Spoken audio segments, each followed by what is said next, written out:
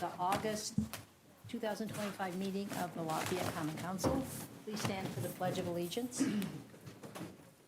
I pledge allegiance to the flag of the United States of America and to the republic for which it stands, one nation, under God, indivisible, with liberty and justice for all. Will the clerk conduct a roll call vote, please? Clinker. Here. Snyder. Present. Reynolds. Present. Weiss. Present. Brown. Here. Olishmeyer. Here. Williamson. Here. Downing. Here. Nargi. Here. Warren present. Okay, next on the agenda is a public hearing. We need to recess the meeting. So moved. Second. All in favor, say aye. Aye. Okay. Okay, for public hearing, we have ordinance 2025-25. An ordinance for appropriation of a local option highway user tax funds, county wheel tax fund number 2490. Is there any public comment concerning this ordinance? Seeing none, we'll go to the next one. Ordinance 2025-26. An ordinance for an additional appropriation of the motor vehicle highway restricted fund number 2030. Any public comment on this ordinance? Okay, next. Wabash Township Public Safety LIT request. Angel, you're up. And remember, you have 7 minutes. Do you guys all have electronic copies? I have electronic code. Yep, we have it in front of us.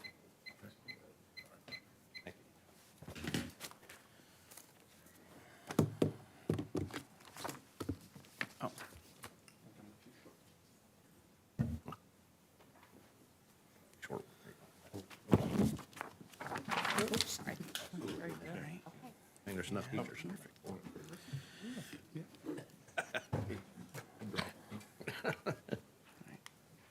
All right. Good morning, council members. I'm Angel Valentin. I'm the Wabash Township trustee.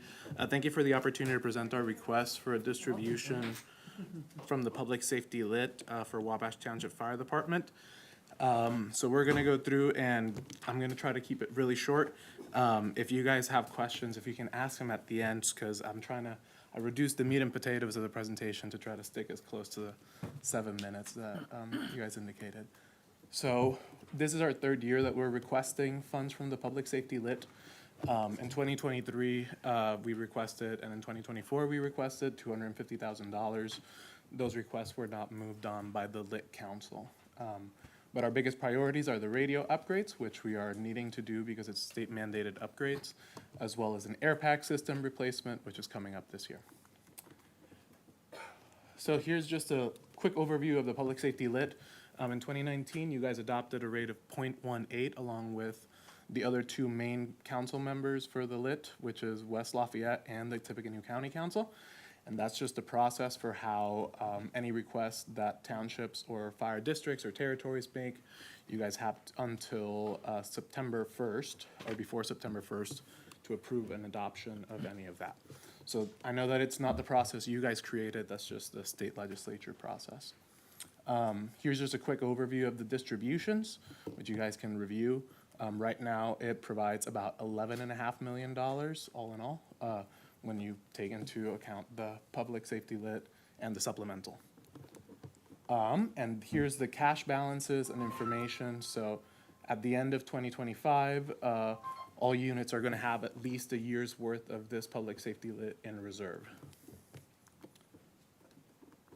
I'm not gonna go through and read through all of that. Here's just a summary of our service area for our fire department and information on our apparatuses, including our ambulance, which is we just are expanding into ambulance service to try to improve the response in our service area to below the 8-minute gold standard that we're not able to achieve right now, given that we don't have enough staffing or ambulances in our community at the moment. Here's just information on our run volume and our staffing. As our run volume has increased since we took office, we've been looking to increase folks from 1 firefighter in 2022 that was on shift to 5 firefighters and 1 paramedic in next year's request for our budget. And here's just a comparison about where we are compared to the city of Lafayette and the city of West Lafayette. We are right now running twice as often for our firefighters, so they are overstressed when it comes to the metric of runs per firefighter. And here's a comparison to both the departments when it comes to our run volume. So right now we are about 20% of Lafayette's run volume, or approaching that. And we are over 50% of the run volume of West Lafayette Fire Department. And here's their comparison to other township, territories, and volunteer fire departments. We're talking about we're twice as much as the next one over.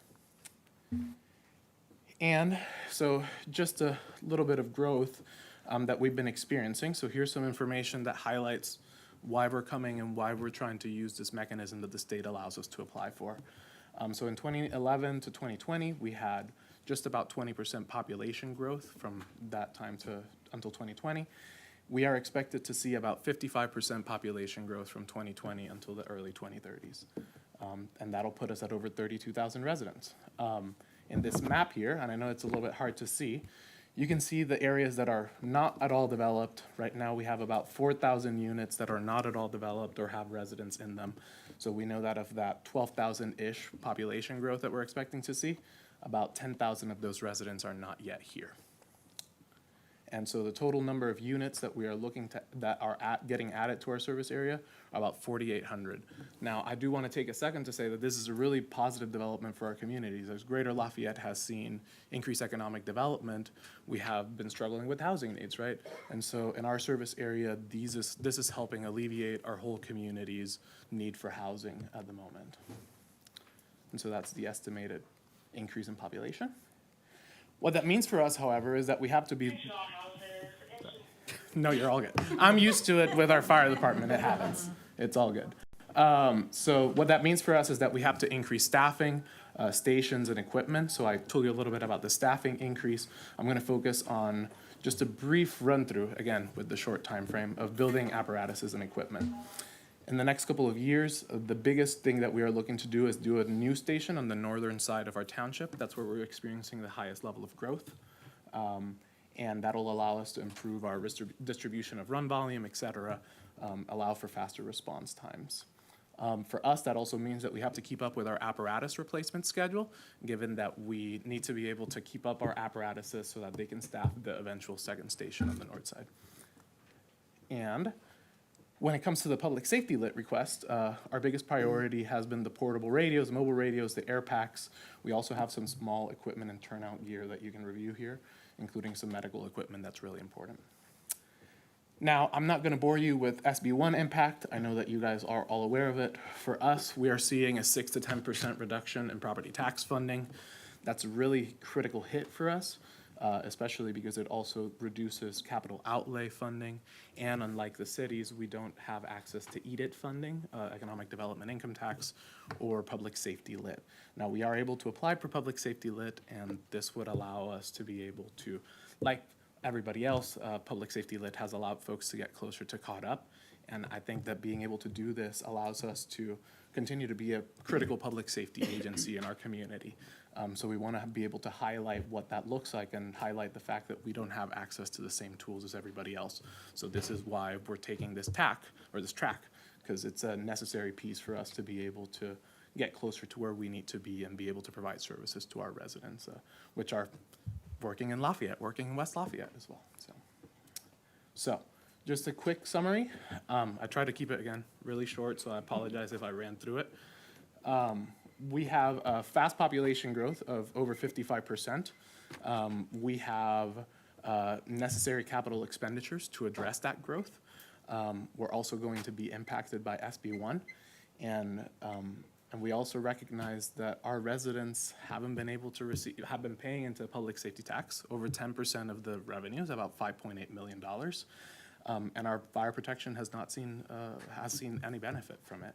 And I think that it's really important from a level of fairness that we try to look at the Tippecanoe Way and try to recognize that it's one community with multiple fire departments and be able to allow us to access that funding, given that our residents are a major part of our community. So I know if you guys have any questions, myself or Chief Ward would be able to answer any of that.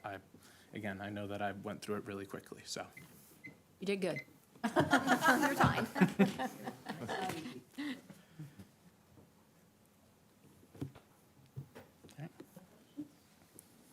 I do not. Do we have anybody else who would like to speak to this?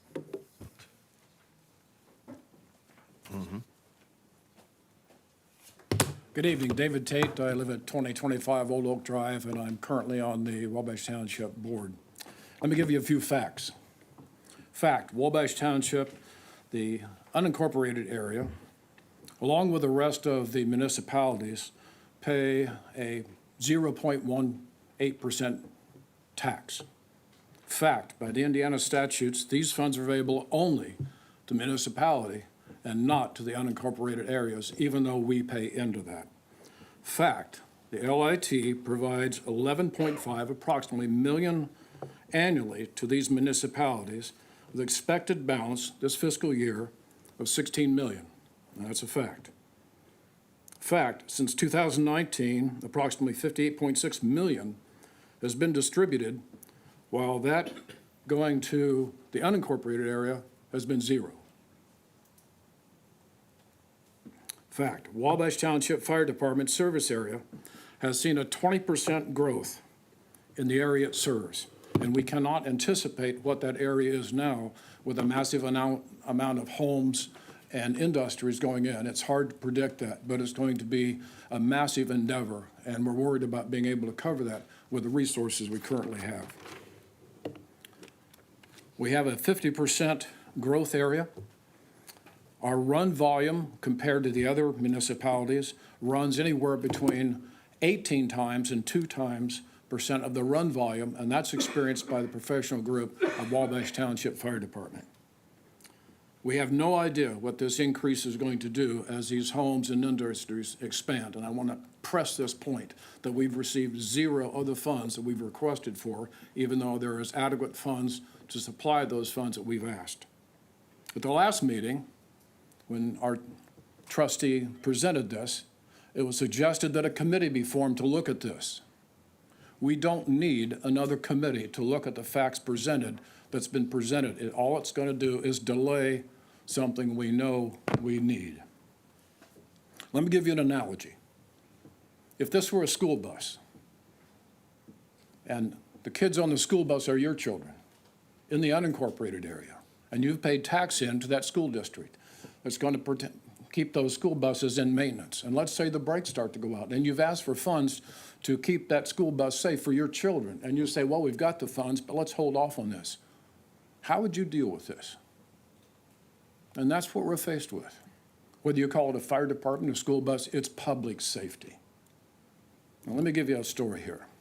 Several years ago, I was You have asked 10 to be an seconds. interim director at St. You Joe have 10 County. seconds. Yes, ma'am. You have 10 seconds. You have 10 seconds. 10 seconds? 10 seconds. So at the end of the story, he said, what are you waiting for? Kind of fits in, right? Okay, thank you for your time.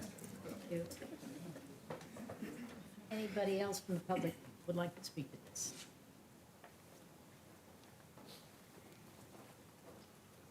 Hi, my name is Monica Casanova. I live at 1007 North 9th Street. I'm also the Fairfield Township trustee, and I sit on the Indiana Township Association Board. I'm the West Central Area Director. I'm here to speak in favor of this public safety lit request. Public safety lit revenues are necessary to ensure that townships across the county and the state are able to provide higher quality fire protection and EMS services.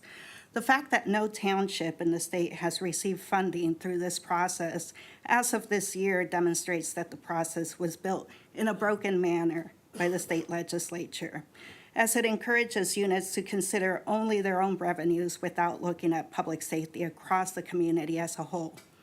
The council has an opportunity to look at Greater Lafayette as a whole in considering this request. The population growth that Wabash Township is currently absorbing benefits Lafayette, West Lafayette, and the county as a whole. The funding will allow them to provide better services. Thank you so much. Thank you.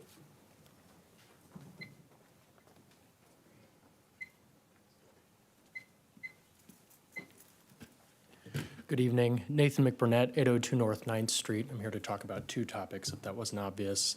I am here to speak in support of this request. I work for the Area Plan Commission. I'm one of the planning staff.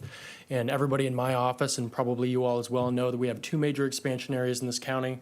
One is in unincorporated Wea Township, south of Lafayette, and the other one is in Wabash Township. According to our Metropolitan Transportation Plan, it's projected that Wea Township, unincorporated Wea Township, is going to be the largest growth area in our county.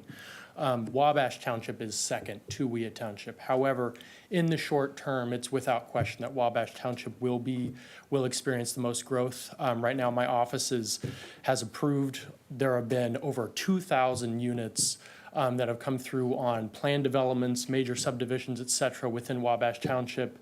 That we're currently negotiating on or just finished negotiating on. We've dedicated a lot of time to that. And the fire department, Wabash Township Fire Department, is a major partner in plan development negotiations. The fire departments always are. So in order to keep that partner as a good partner and somebody who we're able to cooperate with and make sure that we're developing safely, it's important that these funds are distributed to them. So thank you very much. Appreciate the time. Thank you. Anybody else would like to speak to this?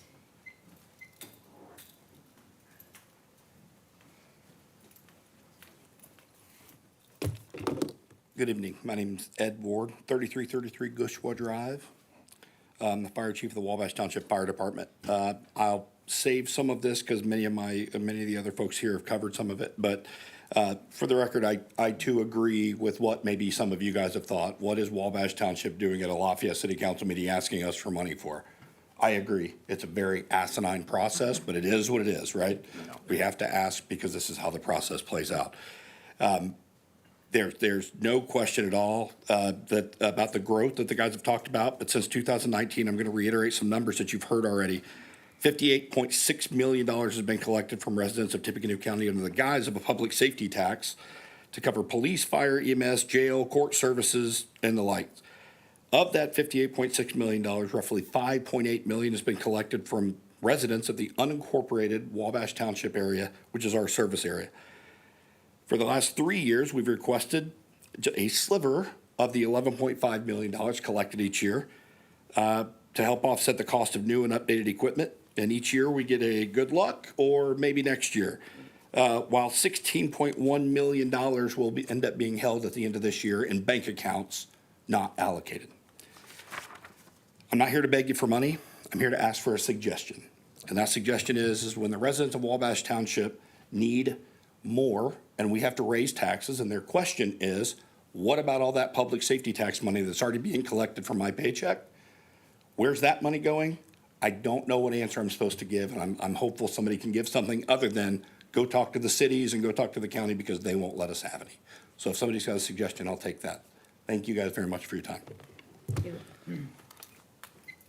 Other comments?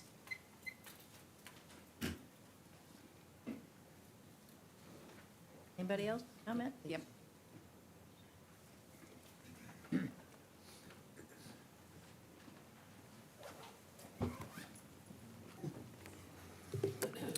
Good evening, Mr. Mayor, City Council members, esteemed guests. My name is Scott Galloway, and I've had the distinct honor of serving the City of Lafayette as a police officer for 27 years, and as your police chief since March of 2022. I can attest, as I believe this council can as well, that the demands of policing and safeguarding this community are not getting any easier, nor are they becoming less impactful on our city budgets. In fact, over just the last 5 years, we've seen a deployment in staffing strategies and technologies that I could not have imagined when I began my career in 1998. And tonight I want to draw your attention to just three main budgeting decisions that drive our police department. First is the priority of supporting our sworn and civilian staff. And thanks to the mayor's recognition of the excellent work our officers do and our staff on a daily basis, coupled with the unwavering support of this council, we have recently secured a necessary and sizable increase in pay. This was crucial not only to demonstrate how valued our police officers are, but to also attract the best talent and ensure that we have a first-class police department for our city. Second is training. Our police department absolutely demands the highest level of training. Most people understand that police officers attend a basic course of training, But at the police department, the LPD, that's just the tip of the iceberg. We develop a comprehensive training plan every year that sends our officers, in-service officers all over the country, dedicated to specialized training to keep us at the forefront of strategies and best practices. And lastly, third, in my development of a budget is the outstanding investment that we make in our equipment for our officers to keep them safe. You can see from across the street, the Public Safety Center is an award-winning building that just shows the dedication we have to the innovation, the use of AI, the new developments of our technology that we continue to use at the police department. We got to keep on that track. So, conclusion, my firm belief is that the vitality of our city is directly linked to the strength of our public safety. A sustained investment in secured funding for our public safety is therefore not merely an expense, but a direct path to continued prosperity and the well-being of our great community. I, as the police chief of the city of Lafayette, respectfully ask that you deny this request. Thank you. Okay.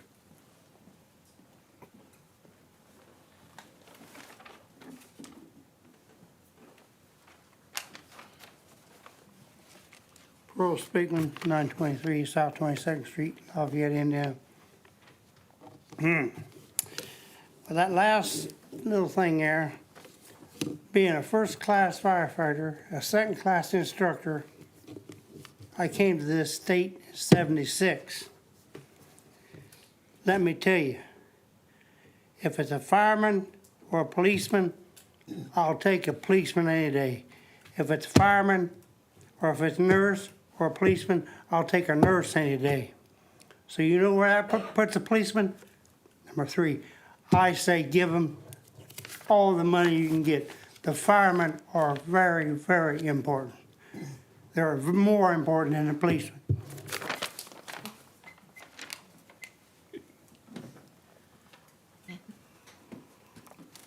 Good evening. Brian Alcart, Lafayette Fire Chief. Members of the Lafayette City Council, as the Lafayette Fire Chief, I'm respectfully reaffirming the critical importance of continued public safety local income tax funding to support the mission and daily operations of the Lafayette Fire Department. As our city continues to grow in both population and infrastructure, the demand for professional fire, rescue, and emergency medical services increases in both complexity and volume. Public safety lit funding is essential to our ability to meet these demands with the level of readiness, professionalism, and service our community expects and deserves. This funding has enabled us to provide performance incentives for personnel serving on our specialty teams, such as technical rescue, water rescue, hazardous materials, and for equipment technicians. It's also supported the retention of skilled firefighters through longevity pay, invest in critical life-saving equipment and technology such as fire hose, reporting systems, and inventory software, complete capital improvement projects such as purchasing new department vehicles, station capital improvement projects, and it's allowed us to conduct an agency evaluation to review the department's programs, processes, service delivery, and response performance compared to national standards and industry best practices. Public Safety Lit also serves as a cornerstone for future planning, whether it be new fire station planning, upgrading station alerting systems, or replacing aging equipment. This funding stream is critical in ensuring our infrastructure keeps pace with the needs of the city and our operational capacities. Fire and EMS readiness is not a reactive service. It demands consistent preparation, investment, and resources, and the costs of providing this high level of service continue to rise. Compounding this challenge is the uncertainty created by SB 1, which will likely require even greater reliance on Public Safety Lit to maintain and enhance service levels. While I empathize with the funding challenges of facing other departments, my duty as fire chief is to advocate for the continued safety and preparation of our department and our city. On behalf of the dedicated men and women of the Lafayette Fire Department, I respectfully request that you not approve this request before you, that it would reduce the funding available for our department. Thank you for continued support and partnership keeping Lafayette safe. Thank you. Thank you for your comment. Madam President, ladies and gentlemen of the council, I'll just kind of sum up. I think the chiefs did a very, very good job at their presentation. And as Ryan said, I have sympathy for what's happening, but it's been coming for a long time. And the gentleman from the APC actually helped make our case that the Weall area is the fastest growing area. Anybody that comes to that area that's a business, that's a company, that's a factory is going to want annexed into the city of Lafayette for our ISO rated 2 fire service. We're going to have to continue to grow between what we're doing in 11A and 11B, and at the wastewater treatment plant, we're putting in $100 million to open up 5,400 acres of ground. The city attorney right now is trying to negotiate a deal for us to buy the ground to build another fire station to continue to serve to the southeast and southwest as we look at the hard tech corridors going down 65 and down 52 and the work we're even doing on the steel property. So we are going to continue to grow. We're going to continue to have to expand our department, stations, manpower. You know that we went on a very aggressive equipment replacement program. We've bought trucks, we bought many trucks. Takes 4 years to get a fire truck now. So we have them ordered out into many years in a row to ensure that we provide the service to our community. When we created this, we talked about the money going for part of the bond payment for the new public safety building, the remodeling work that was done when we talked about bringing the fire department into City Hall with the new headquarters to create our true public safety campus. I feel for them, we put ourselves on a plan, a strategic plan many years ago to do all these things that this council has helped bring to fruition and help us look into the future, quite honestly, again, so we're not in a position where we're not caught up, that we're not looking ahead, that we're not able to provide that service. We've also been able to work out an agreement with Fairfield Township to provide the service to the unincorporated area for some funding they give us. We've worked out a deal with Perry Township to provide some money to us, and we help provide fire service in that township for part of it that they can't do.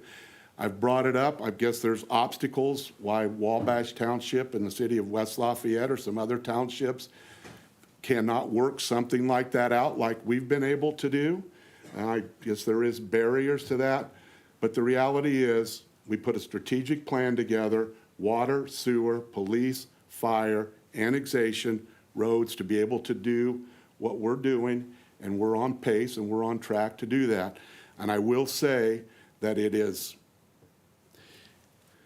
what's the right word I want to use? To say that there is a balance left is just not correct, right?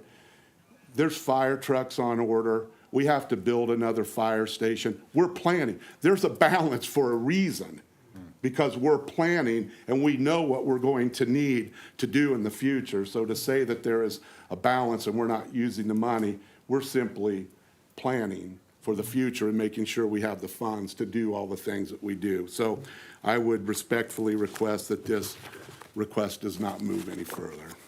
Thank you, Mayor. Any other comments concerning this? Seeing none, and we need to reconvene the council meeting. We will reconvene the council meeting. Second. All in favor, say aye. Aye. Opposed? Okay, approval of the minutes. We've all gotten a copy of the July minutes. Are there any questions or concerns or corrections that need to be made? Okay, Move to accept minutes as read. okay, and there's a second? Okay, all in favor, say aye. Aye. Opposed? Okay. Presentation and disposal of claims. There are none. Presentation of petitions and communications. There are none. Reports of the city offices on file in the city clerk's office. Fleet maintenance, monthly May, fleet maintenance, monthly June, and renew department, monthly June, and waterworks department, monthly June. And all these are on our website, or you can come to the clerk's office and get copies of them if you wish. Okay, we're moving to ordinances for second reading. Ordinance 2025-25. Ordinance for an appropriation of a local option highway user tax funds, county wheel tax fund number 2490. Mr. Brown? Madam President, I move that we hear and approve ordinance 2025-25 on final reading. Second. Okay. Madam President, ladies and gentlemen of the council, this is the wheel tax dollars that we've discussed before. We went through it on the first reading. I will report some good news that through the work of the street department and the city engineers department working together, we have actually been able to do more work in-house this year, and we have saved some of the money. So all the roads that you originally saw have all been paved, and we're going to have funds to continue to actually do some more roads. So I'm sure that will make everybody happy as we continue on paving. But I do want to thank the engineer's office and the street department through the paving, them doing in-house, the deep patching, the skip patching, a lot of the crack sealing. We've been able to save some funds, and so we will actually be able to add to that original list that I shared with you last month. So just report a little bit of good news on that, and we'd appreciate the second vote and confirm those funds. Thank you. Any questions or concerns from the council on this ordinance? Any questions or concerns from the public on this ordinance? Seeing none, will the clerk conduct a roll call vote? Blinker. Aye. Snyder. Aye. Reynolds. Aye. Weiss. Aye. Brown. Aye. Allersmeyer. Aye. Williamson. Aye. Downing. Aye. Ordinance passes 8-0. Okay, next ordinance, ordinance 2025-26. An ordinance for an additional appropriation in the motor vehicle highway restricted fund number 2030.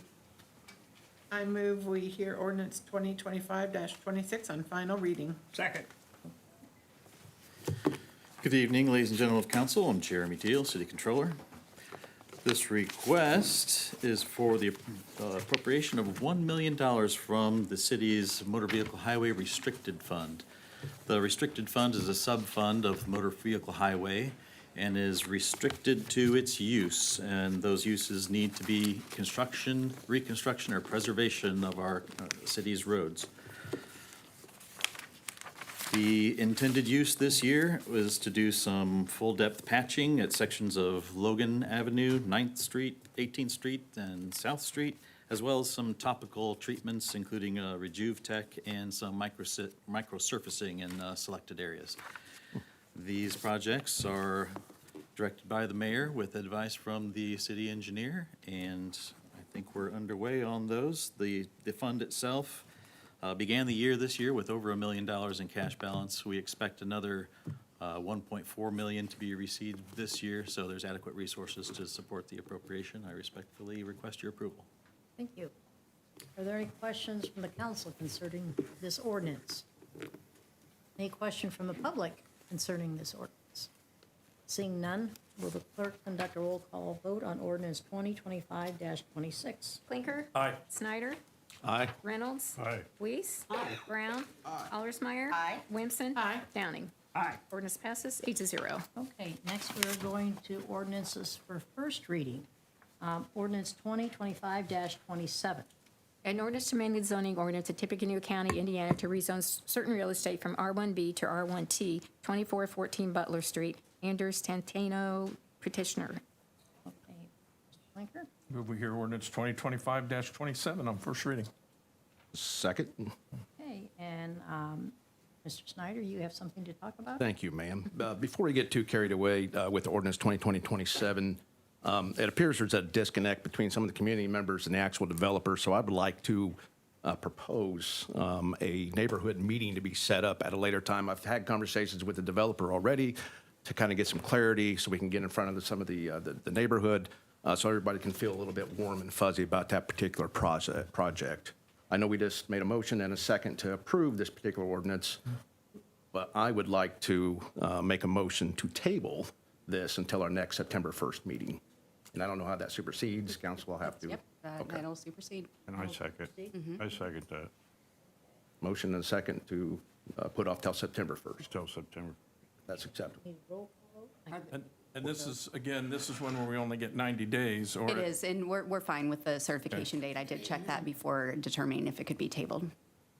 Question, are any of the neighbors here I today? am. I live right next door. I would like to hear from her Yes, before we make hello. this.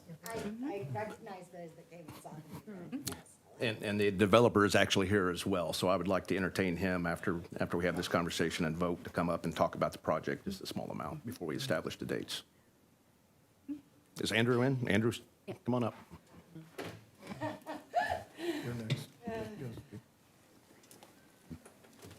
Andrew. How you doing? Andrew Stanko, developer, builder. Appreciate the option to table this to next month to discuss this project. Questions, concerns on the project? Does anyone have anything right off the bat? Yes, I have a lot of questions. We do, and I don't necessarily think this is the time to vet all that. Okay. I just, a general overview of what you're trying to get accomplished. would be Overview, good. 3 single-family units to be sold. I know on the property, on the density of it being what it is, but the plan is to build 3. Once the project gets to drywall, I want to get these on the market. To build these to suit, I want these to build to the families that I would be selling these to. So that means finishings, floor coverings, colors, etc. The build, I've worked with KJG on this build. I'm shadowing these 3 units to make them look more as a townhome, not just a strip facade on the front. I want it to be homey in the community, but again, the opportunity to take a single-family home and put 3 homes there on a lot gives the community an opportunity to have this option come to life better for people who are looking for a home with minimal to low maintenance, little to minimal to take care of, but also not have an HOA in that community, because these are 3 homes. These are 3 townhomes. So that is 110% focus on this, is to build these 3 for 3 our young professionals, starter families, and that's who I'll be pursuing to hopefully fulfill these. Thank you for your comment. Thank you. Would you like to comment? Come up and say your name and your address. Hi, I'm Michelle Rowland. I live directly next door. Hi. Yes, so some of you have been in the neighborhood, hi, and you've seen that this doesn't fit. It doesn't fit the aesthetic. It's backwards. We have a beautiful line of sight. What he's proposing is a monstrosity that will be right next to all single-family homes. We live on lot and a half. We have nice backyards. There is very little traffic, so all of our little kiddies that go to Oakland, Tecumseh, and Jeff have a nice place to walk since, we have no sidewalks. The street that he's proposing to build this on is actually 25th Street, which when you walk down that, it takes you right to the schools. With this monstrosity that he's proposing to build, there will be no way to see any little kiddies walking either behind, in front, or on the side. Every house in this neighborhood is a single-family home. We have no multi-dwelling units. It is beautiful. It takes you back to the 70s. I don't lock my doors. I don't lock my garage. Please don't rob me. But I don't lock anything. Never. I'll leave my wallet. I'll be like, where's my wallet? I left it in the thing in my car. I go out, it's still there. Once you open this Pandora's box onto this beautiful little single families neighborhood, you're going to introduce other multi-dwelling homes for people who it is low income, so we are on the poor side, and sometimes our upkeep isn't as great as we'd like it to be. But you have a vulture come in and decide that he wants to put 3 homes where 1 family should be. So that means 18 cars, girlfriends, neighbors, chaos. Nobody's interested in this. Nobody in our neighborhood is interested in this. Nobody wants this. Unless we do want it to be like, me from Up. I don't know if you've seen the little cartoon of the old man with his balloon, because that will be me, last man standing. And we can have a great big conglomerate of great big townhouses all by the park, which right now we have the prettiest little area. Please come, walk, see kids on bikes, see kids roller skating, see the beauty that is my neighborhood and the trees. What he's proposing, I have like 9 of the most gorgeous trees. It will ruin all of them. None of them will exist anymore. it will become, yeah, and there's no room. He also will need 4 feet of my property to make his dream come true, and he's not getting my property. But thank you, and yes, please come see, because Thank you for your comment. that can't happen. Thank you. Burl Speakman, 923 South 22nd Street, Lafayette, Indiana. I agree with that lady. I live in a democratic problem that's been there way before this mayor took over, way before Dave Heath took over. And I loved the guy, and I got along with him a little bit. But Jim really said to Paul Foltz, we gotta let them build that duplex across the street because Lafayette needs the taxes.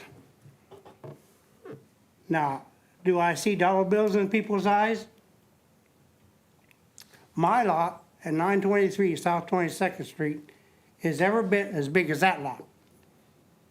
So somebody could buy my lot, and if he had enough money to put it through, he could build 3 townhouses right across from the duplex that Jim really built. And you got no drainage over on Button Street, no sidewalks. I measured, you got less than 24 feet of blacktop. You got an alley that will fit my little Ford Transit. You can't get a fire truck down that alley. I ain't sure that you got a fire plug. Now, are you ready to put that much money into all this drainage just for a few dollars taxes? And then later on, we get all the people from Chicago, oh, a 3-bedroom house. I can have 6 kids. And me and my boyfriend can sleep in the bedroom in the front room. That's 8 people. Is that what you want? Is that what you guys want? Are you really that greedy for taxes? Oh, please don't. Please don't let this guy build. He's an idiot.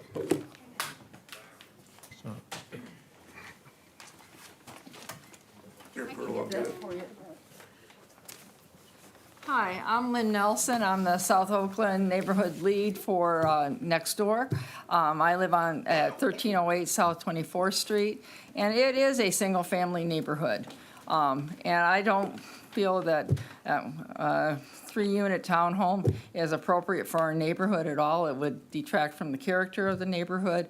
I agree with how the lady spoke about, it's a very nice neighborhood to walk, and we have children playing. I have grandkids that play in nice-sized lots. So please do not approve this. Thank you very much. Any other comment? Yeah, I'd like to speak.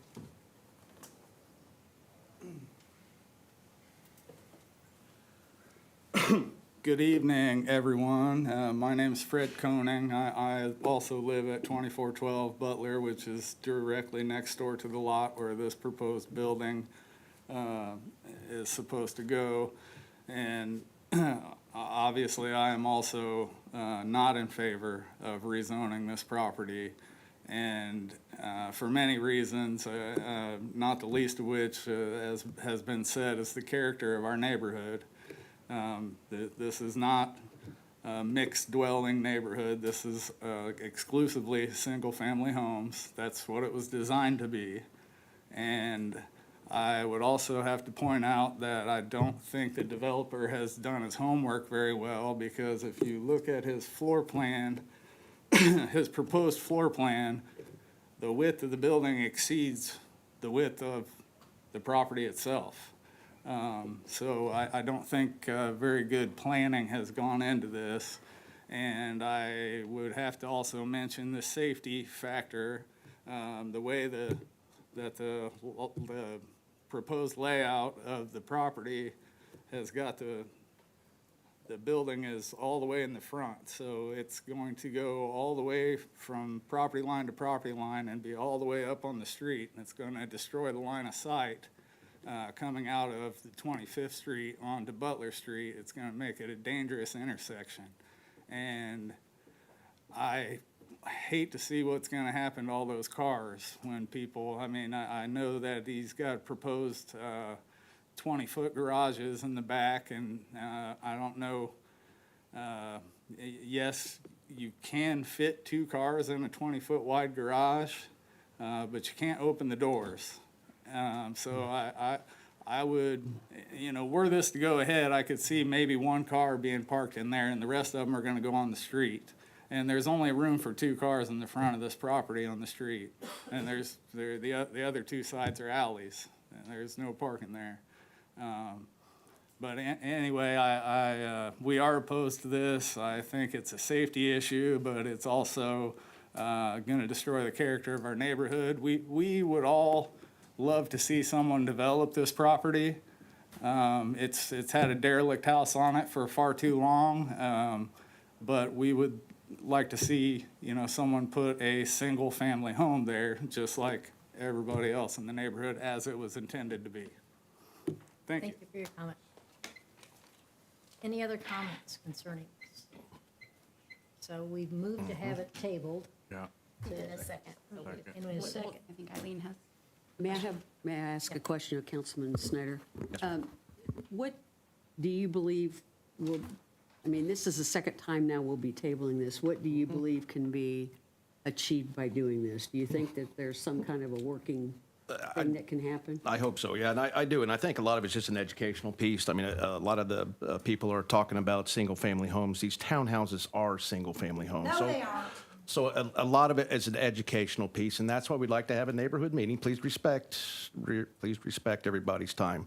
And when we have that neighborhoods meeting, everyone can voice their opinions, and I'm hoping we can come to a resolution and move forward. If not, so be it. But I think it's to do our due diligence. Let's have a neighborhood meeting with you invited, and Pearl, you're going to be the sergeant of arms, and we'll get things hammered out. Why do you think that this is a good idea? There's 5,000 Ma'am, empty ma'am. homes in that thing you were just talking about prior. So you're gonna add 2 more homes and destroy an entire neighborhood and opening a Pandora's box? Let's please The leave neighborhood that meeting. conversation to the Point of order. public meeting. Point of order, ma'am. I'm sorry. No, I'll leave because I'm furious. I can't believe anybody would think to do this to In any a event, I hope that answered your Yes, question. thank you, Councilman Snyder. Yep. So, how will we set up this public meeting? I will get a couple dates established with the developer, and then I will blast that out and send out the invites to people who have. And there's a, Yes, Excuse me, are you going to send out mail invitations to the neighborhood? not mail invitations. No, if you're here, please, we have a paper you can sign up for. But we'll blast on our social media as well. yeah, there's a clipboard there, and so you put your name and email on that, we will email you when this meeting will happen. Okay? You talk to the developer, and we'll set up a time. Okay. I guess we're ready to vote on You have a the question? tabled motion. County has a comment. Okay.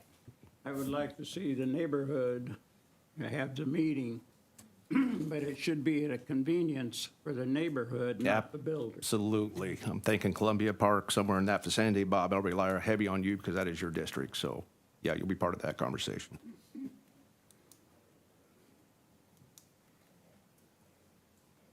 I think that's all the discussion then? Okay, I think we can Our just, question, so if this meeting doesn't go off, this comes back to the next meeting, we bring it on the floor and it's either accepted or denied, correct? That is correct. Okay. September will be the final opportunity to address it before the 90 days expire. Okay, thank you.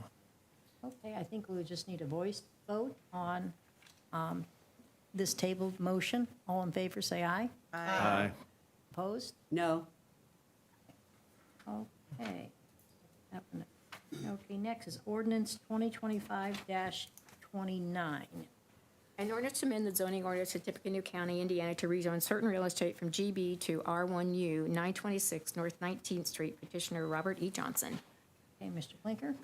I move we hear 20-29 on first reading, And Mr. Snyder? 2025-29, yeah. Second. Petition.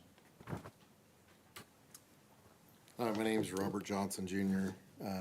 I'm the owner of such property.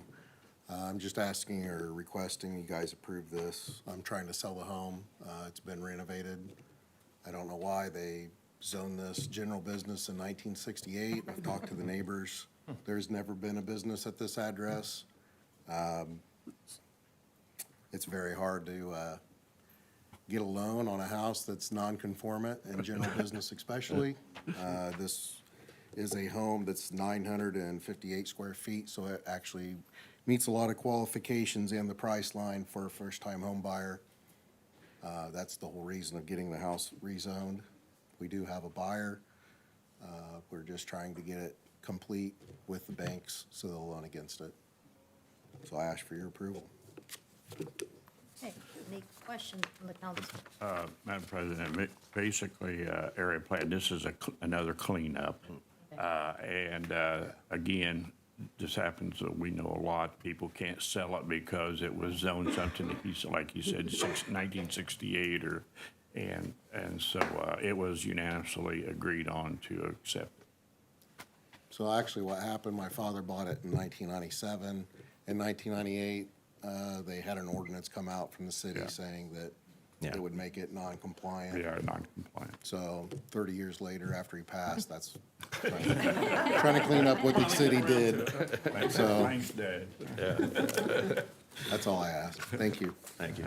Any other questions and concerns from the council? Any questions or concerns from the public on this ordinance? Seeing none, will clerk conduct a roll call vote for ordinance 2025-29? Blinker. Aye. Snyder. Aye. Reynolds. Aye. Weiss. Aye. Brown. Aye. Allersmeyer. Aye. Williamson. Aye. Downing. Aye. Ordinance passes 8-0. Okay, next up, ordinance 2025-30. An ordinance amending Chapter 10, Animals, Chickens. Reynolds? I move to hear and vote on an ordinance amending, Here. amending Chapter 10, animal chickens. Second. All right, well, very good. I'm going to start by giving a brief overview of the ordinance that we have in front of us today. We have had a couple of public meetings to talk about this change. This ordinance is being sponsored by Councilwoman Hessian-Weiss, so I'm sure she'll want to talk after I go over the basics. But the core elements of the original draft ordinance that was proposed remains unchanged. Residents can keep up to 5 hens, absolutely no roosters. Chickens must be housed in a coop and a pen with the size based on the number of hens. Coops and pens must be located at least 10 feet from neighboring property lines. Flocks must be maintained in a way that do not create a public nuisance, and the ordinance would not supersede and does not supersede any prohibitions by homeowner associations or private landlords that they may put on their property. Our council members had a caucus on July 21st to discuss this ordinance and some outstanding concerns that they had. As a result of that caucus, the ordinance was amended to include the following requirements. A free permit is now required, allowing the city to keep track of where flocks are being maintained. Chickens must have some form of identification, such as a leg band, to support compliance and help return escaped animals. The waste removal requirement was revised. Instead of mandating daily removal, the ordinance now requires removal consistent with best practices, including methods like overwintering. These were suggestions that were brought up by people that have chickens during the public meetings. And then finally, there was a 1-year, the current draft that sits in front of you today has a 1-year sunset provision so that the council has an opportunity to come back next year and discuss it and see how it's been going and make any revisions or changes at that time that you would suggest. So, Aileen, did you want to comment at all? I really don't have too much more to say. I obviously listened to the residents and proposing this on their behalf. And I think it's been some good back and forth, and there's been revisions made by many of the council members. Suggestions were very good to make this better. I did like the 1-year sunset so that we can come back and revisit this if it does happen to pass and we find that there's some problems with the community and with, much like we did the Dora. Mm-hmm. So that's all I would like to say. But I think there are some people here that probably will. Any other questions from the council at this point? Okay, we'll have time for comments on this. You can come to the podium, and you have 3 minutes, correct? State your name and address.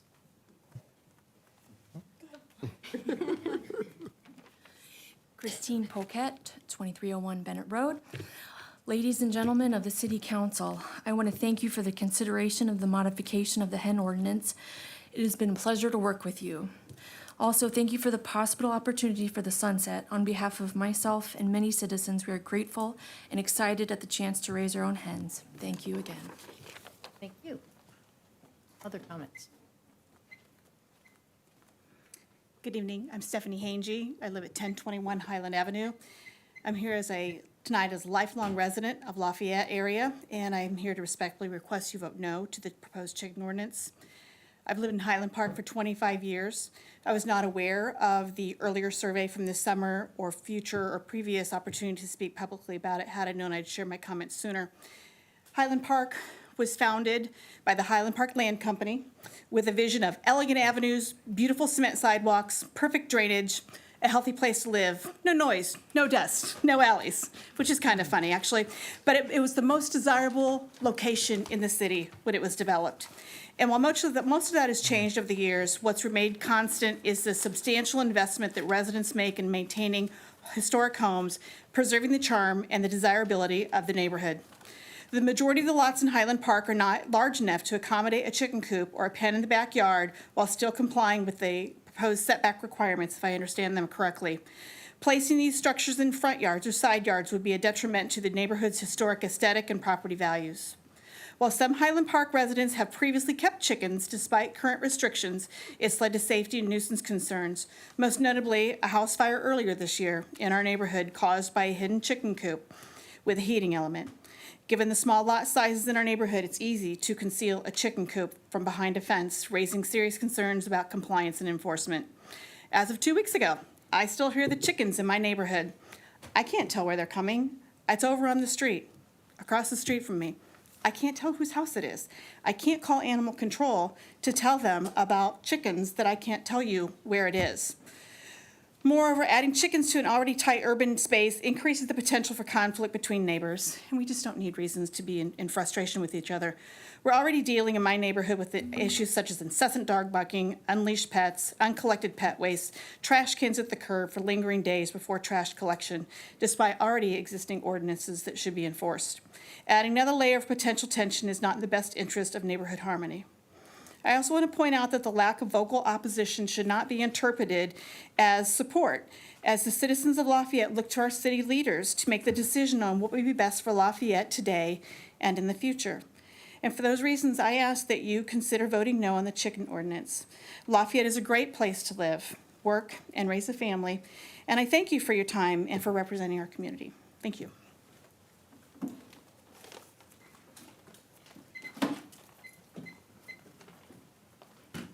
Pearl Speakman, 923 South 22nd Street, Lafayette, Indiana. As far as I'm concerned, if they fit what she just read, they should be able to have them. But let me tell you, she said something about ordinances being enforced. This city's got 9,000 ordinances they don't even enforce. 9,000, I'll bet you. So give the people the freedom to do what they can if they got the property to do it. Now, I think they should have a privacy fence guarding chickens, and no chickens in the front yard. So I don't know whether that's part of the ordinance or not, but it should be, or it should be rewritten. It is. So, no front or side yards, it should be 10 foot from it. That's And that's how it's written right respect. now. And if they do that, let them have it. Hell, you've got people, my next door neighbor had 10 cats, so what the hell? Thank you for your comment. Lynn Nelson, 1308 South 24th Street, Lafayette. One thing I would say about the one-year sunset provision, if you pass it now, nobody is going to get chickens until the spring.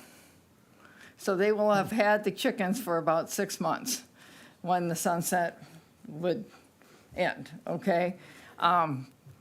So what I would ask you to think about the sunset is to give people a full year of having chickens, you know, because you don't buy baby chicks in August. You buy them in March, April. So just consider that. And I'm definitely in favor of that, and I'm already trying to figure out how I can work it in my yard. And I do have all the requirements that you have requested, and I think they're all reasonable. And I thank you very much for your time. Thank you for your comment. Next.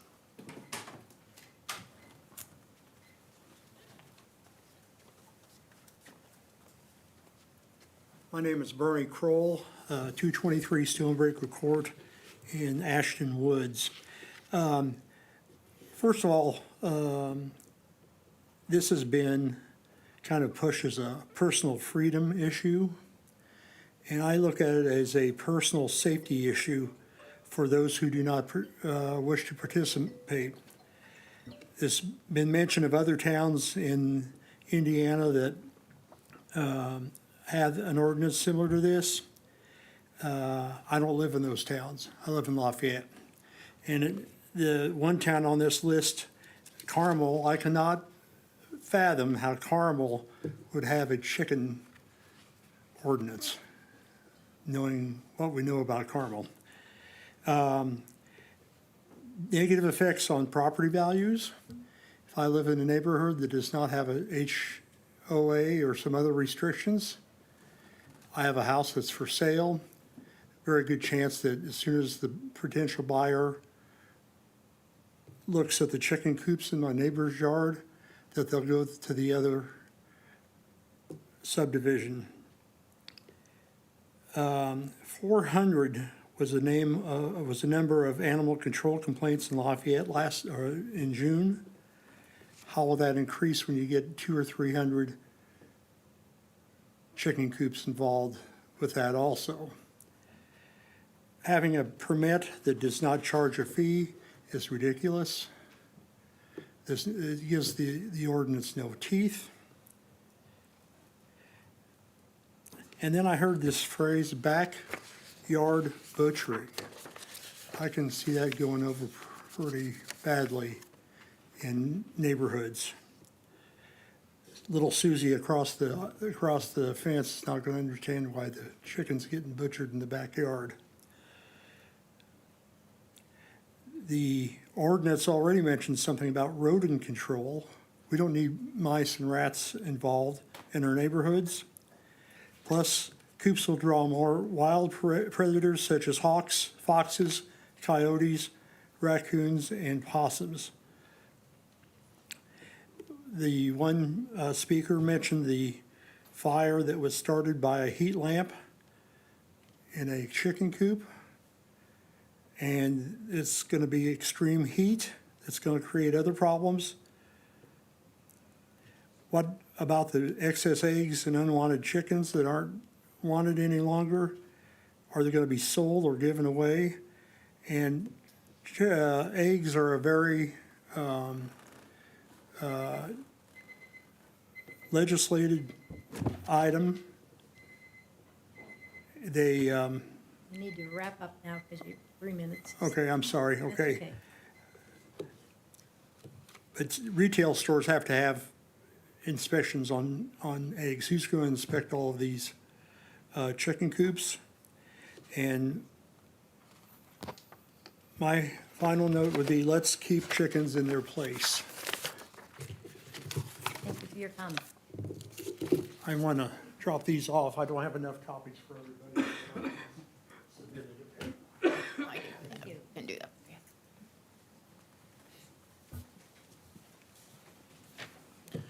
Nathan McBurnett, 802 North 9th Street. As you can probably see, I'm in support of the ordinance. I'm a huge chicken lover.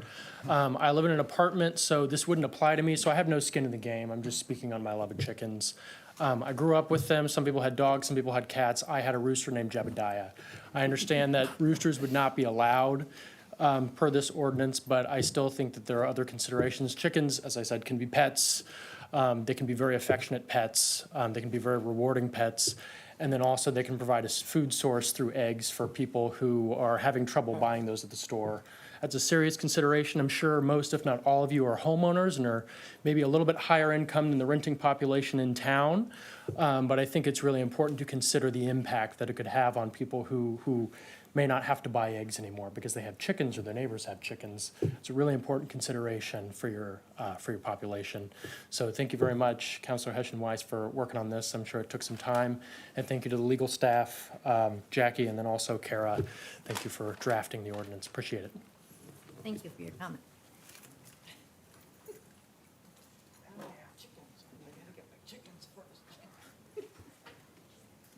Okay, all right, so I will confess that I looked up puns before this primarily. This is an excellent opportunity to talk about chickens. So a couple of things I want to talk about is we have concerns about. Your name and address. Oh, I'm sorry, I didn't do that. Okay, my name is Sean Lutz, 314 Valley Street. Okay, so there's a couple concerns. People talk about, a lack of regulation, things like that. People are having chickens, that's what we know. And so the absence of a regulation isn't going to prevent that. If anything, it's going to lead to more people not following safety regulations. It's going to lead to more issues of people not following certain standards. It's hard to enforce a speeding limit, right? But that does not mean that we don't have speeding limits. And it's not to say that there aren't challenges. There's going to be challenges with anything, which is why the 1-year sunset, I think, is a great idea. That way, in a year, there's the opportunity to come back and say, this isn't working or this is working. But at the end of the day, the reality is, I lived on 8th and Tippecanoe for 13 years. Chickens were the least of my concerns when it came to the animals that people owned. If a wild chicken was running in my garden, that was not a concern. It was the pit bull named Princess that was much more so the concern. And the fact of the matter is, people are going to do it. And I'm not encouraging people to do that. But the point is that now that you have this proposed regulation, now you can have something to refer back to. Now you have a process. Now you have something, because it's going to happen. That's the fact. And ultimately, if you have it, it goes hand in hand with the stuff we've done with gardens and all of this. The regulations you set out are very, not stringent, because that implies negative, but there's a lot of forethought in them. And so you're not going to run into issues of front yards. You're not going to run into issues so long as those ordinances are followed. So that's all I have. I think you guys should definitely move forward, given the conditions that are presented. And on that, I thought I was going to remember another pun, but I don't. I'm so sorry, So, thank you. An egg. Stop it. Sorry.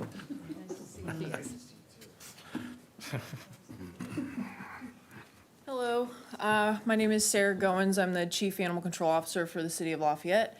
I've spoke with most of you and relayed that I'm in support of people owning chickens in the city.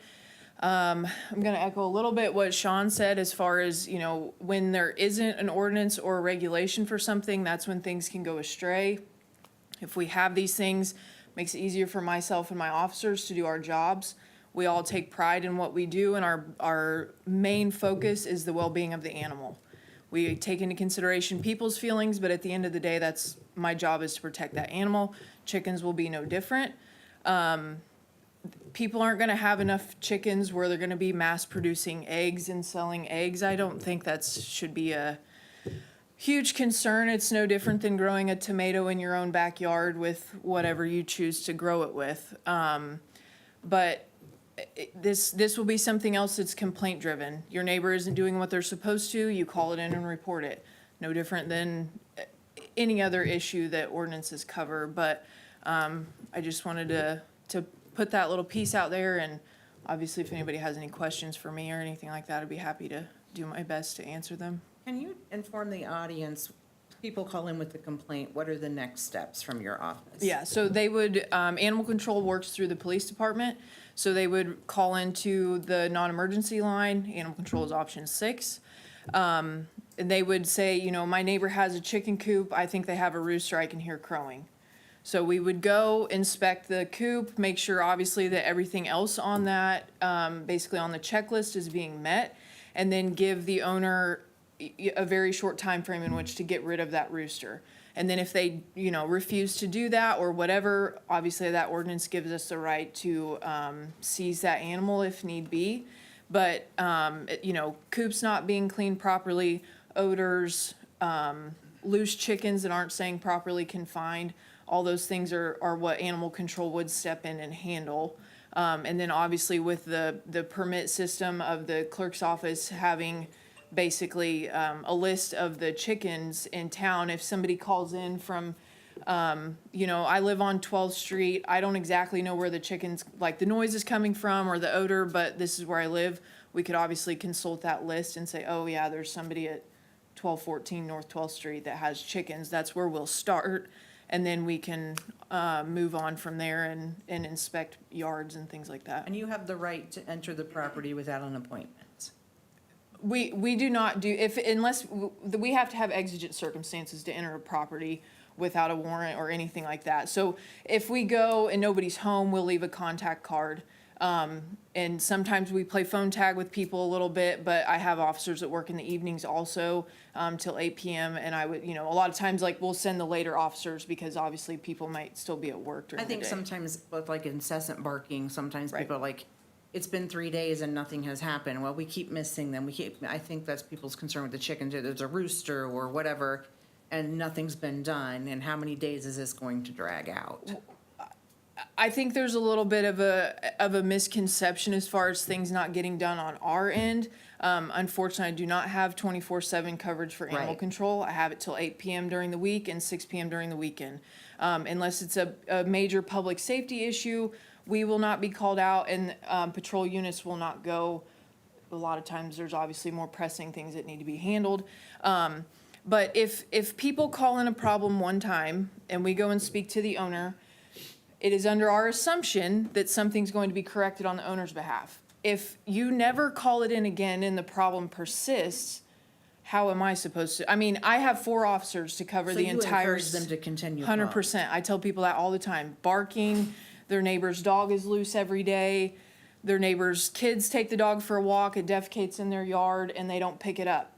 You call it in, get a picture or video of it, and we're happy to, I mean, we go to some houses every day of the week until, to get the problem to stop. And then if it doesn't, we'll take more drastic measures. But if you only report it one time and then it happens 2 days later, I can't be everywhere at once. Right. So if you don't report it again, it also doesn't establish like a chain of like a history or a continued problem. If they only call it in once a month, that's not really nuisance in my opinion. That 1 day out of 30 is not bad as far as an issue. But if it's going on every day, that is definitely an issue. Again, odors, roosters, loose chickens, whatever their issue may be. I got a question. Yes, sir. If they get tagged, and an inspection. But we found out under the dog tag ordinance, there was more people that had dogs than they had tags. Correct. So are you going to be able to go remove those chickens at the time? I mean, we done away with that dog tag thing because it didn't work. And so if they don't apply for it and they put the chickens in, what can you do can you? My guess would they don't have their permits for their chickens, give them a time limit. Okay, you have a week, 2 weeks, whatever we decide on to get your permit. And if you do not have it after that, if the ordinance states that they must be permitted, and if they're not, then they could be removed. Okay.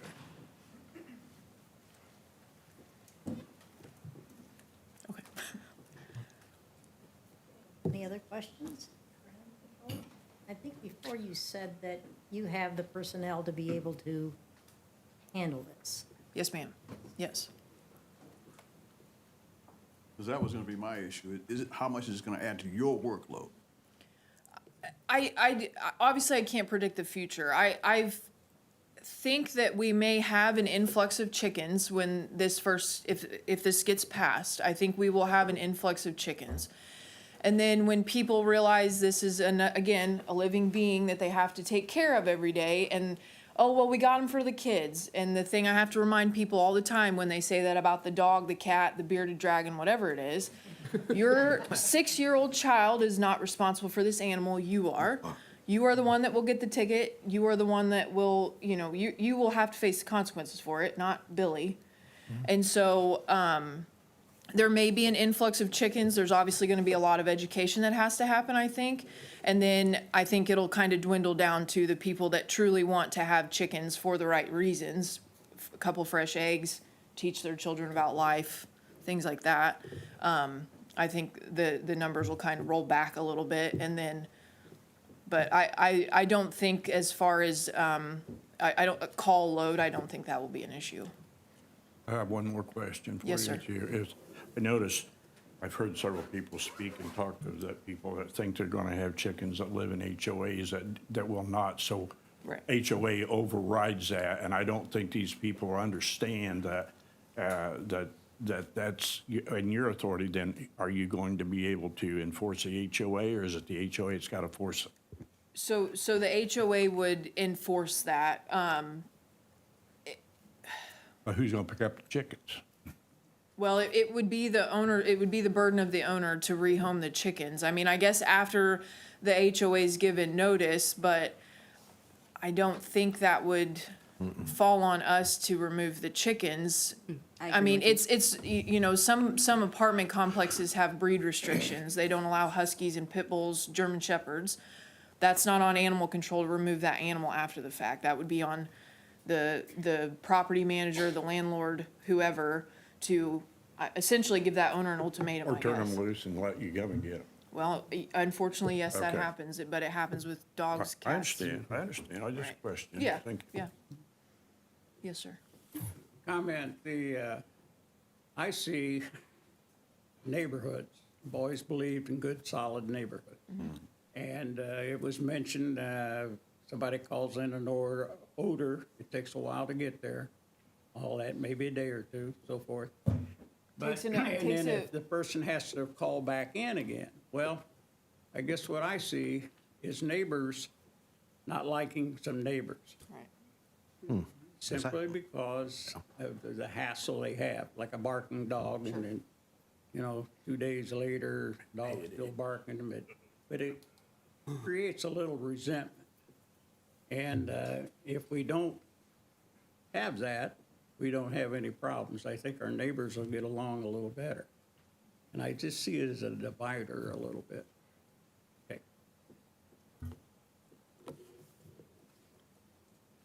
Any other questions from council people, or from the public? Okay, for your thank you. comments. Okay, other comments?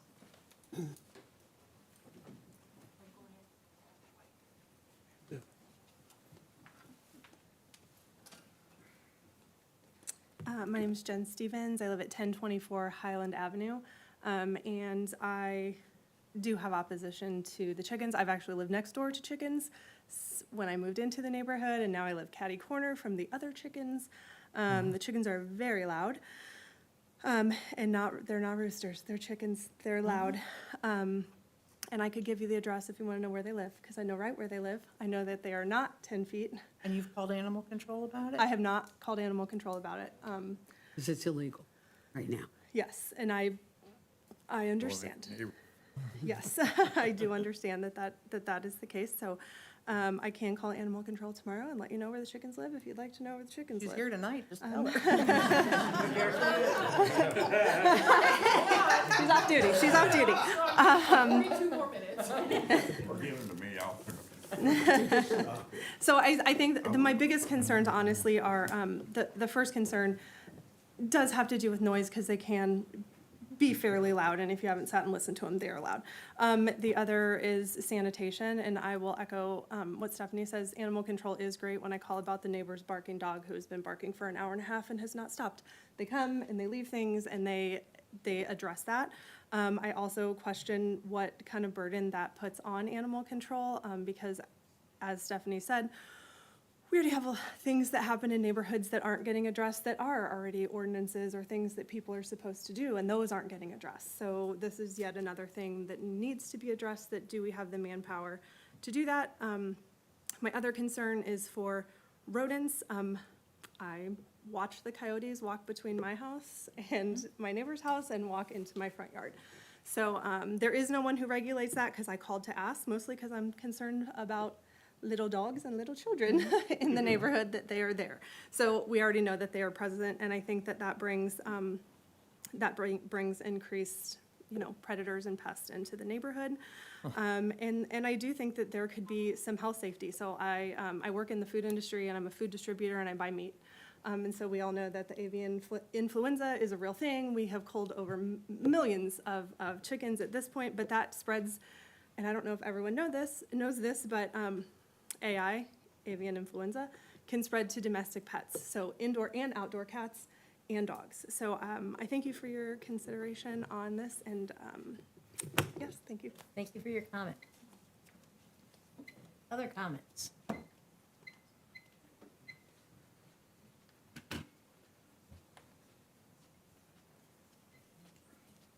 I'm Linda Moore, and I live at 624 Cherokee Avenue, and I'm opposed to this ordinance for all the reasons that have been stated so far, but mainly because it seems like this is all done on a promise.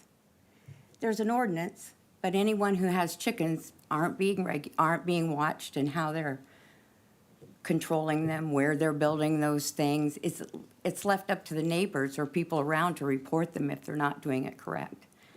I also worry about sanitation, and we already have predator animals in our neighborhoods.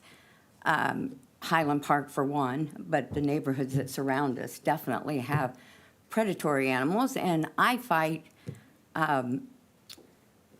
animals getting in my garbage. I have to, keep it put away constantly or bound up so that they can't get in, because the raccoons will get into it even if I have it bound up. So I just think it's growing up on a farm. I think that farm animals should remain on the farm. And I think we kind of open a Pandora's box, because what if you want a goat? People have goats as pets, and especially pygmy goats, and those kinds of things. So I just think it opens up a Pandora box when you start having this type of an animal within the city limits. Thank you. Thank you for your comment. Okay, more comments. Any more comments from the public?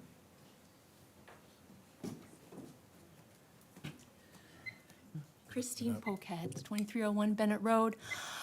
I've spoke to you several times about this, and I don't know if you remember from the first time, I've spoke to officers in South Bend, Indianapolis, Carmel. 14 years on the job, not one complaint about a hen. If this was a problem, Indianapolis would not allow 12 hens and a rooster. This is not something that other cities aren't doing. This is a very common practice, and I would like common sense to prevail in this, and rationale, and giving people a chance to do something good. Thank you. Thank you for your comment. Other comments?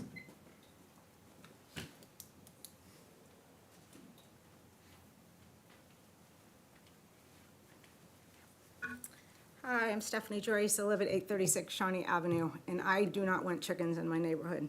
I don't want to hear them, I don't want to smell them, I don't want to see them. I think it will disturb our property values, and I ask you please to vote no for this. Thank you for your comment.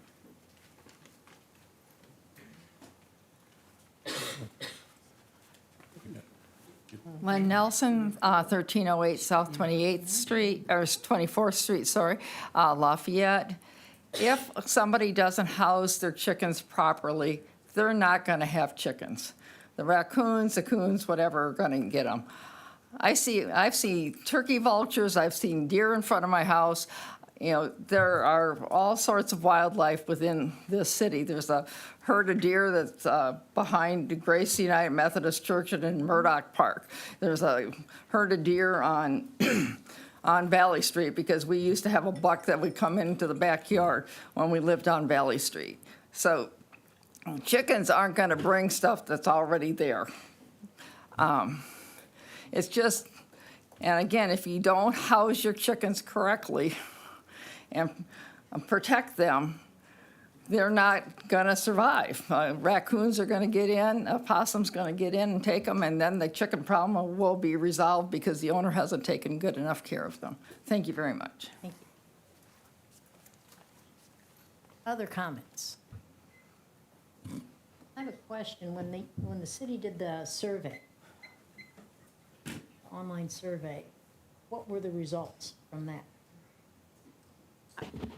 Yes, I will say it was an unofficial survey. It was more as another opportunity to gauge community impact. But the survey, I will just, the survey was majority in favor of the ordinance as opposed to opposed, as was the commentary during our 2 previous meetings. Sir, I don't think there's anybody here from the Humane Society tonight, but you said they were in favor. They can handle the chickens. Okay, any other comments? If we already have chickens in the city and they're not being under control, what is the ordinance for? Control. But they're already doing it. So what are we, that's why I'm saying about the registering the chickens again. We're not gonna, pardon me, go ahead. Tony Courtney, 1213 Davis Drive. I've learned a lot about chickens here. So for me, I can see both sides on here, so I'm just throwing out like maybe a compromise along with the ordinance. Is that maybe if you look at, along with the ordinance, that you have to get the written approval of your neighbors that surrounds where you're gonna have the chicken coop at. So if your neighbor behind you, the side of you, in front of you is okay with it, then go for it. You know, and I don't know what the zone ordinance is as far as how far a chicken's sound travels, you know. But we gotta consider like all the different properties that are out there. I mean, the size of the lot for one too. So I hear what Highland Park is saying. That is kind of a congested area. It is kind of a ritzy area. So, you know, they want to keep their place looking nice and stuff. So, but it's not the same case throughout all of Lafayette. You know, there's going to be some properties that have like a double lot, plenty of room, you know, to put a chicken coop. And as long as the neighbors are okay with it, well, again, like I said, let them go for it. So I'm going to keep that quick and short. Thank you for your comment. Thank you. Other comments, from council or public? I do have a comment. Okay. Personally, I think this is a terrible idea. My daughter lived in the country and she had chickens. They are loud. They did not have a rooster. Chickens are loud. Chickens are dirty. They had a chicken that would jump the fence and she would get out and run around. The foxes and the coyotes took care of them. They don't have them anymore. We've already had a coyote in our yard. We have a small dog. I don't want chickens.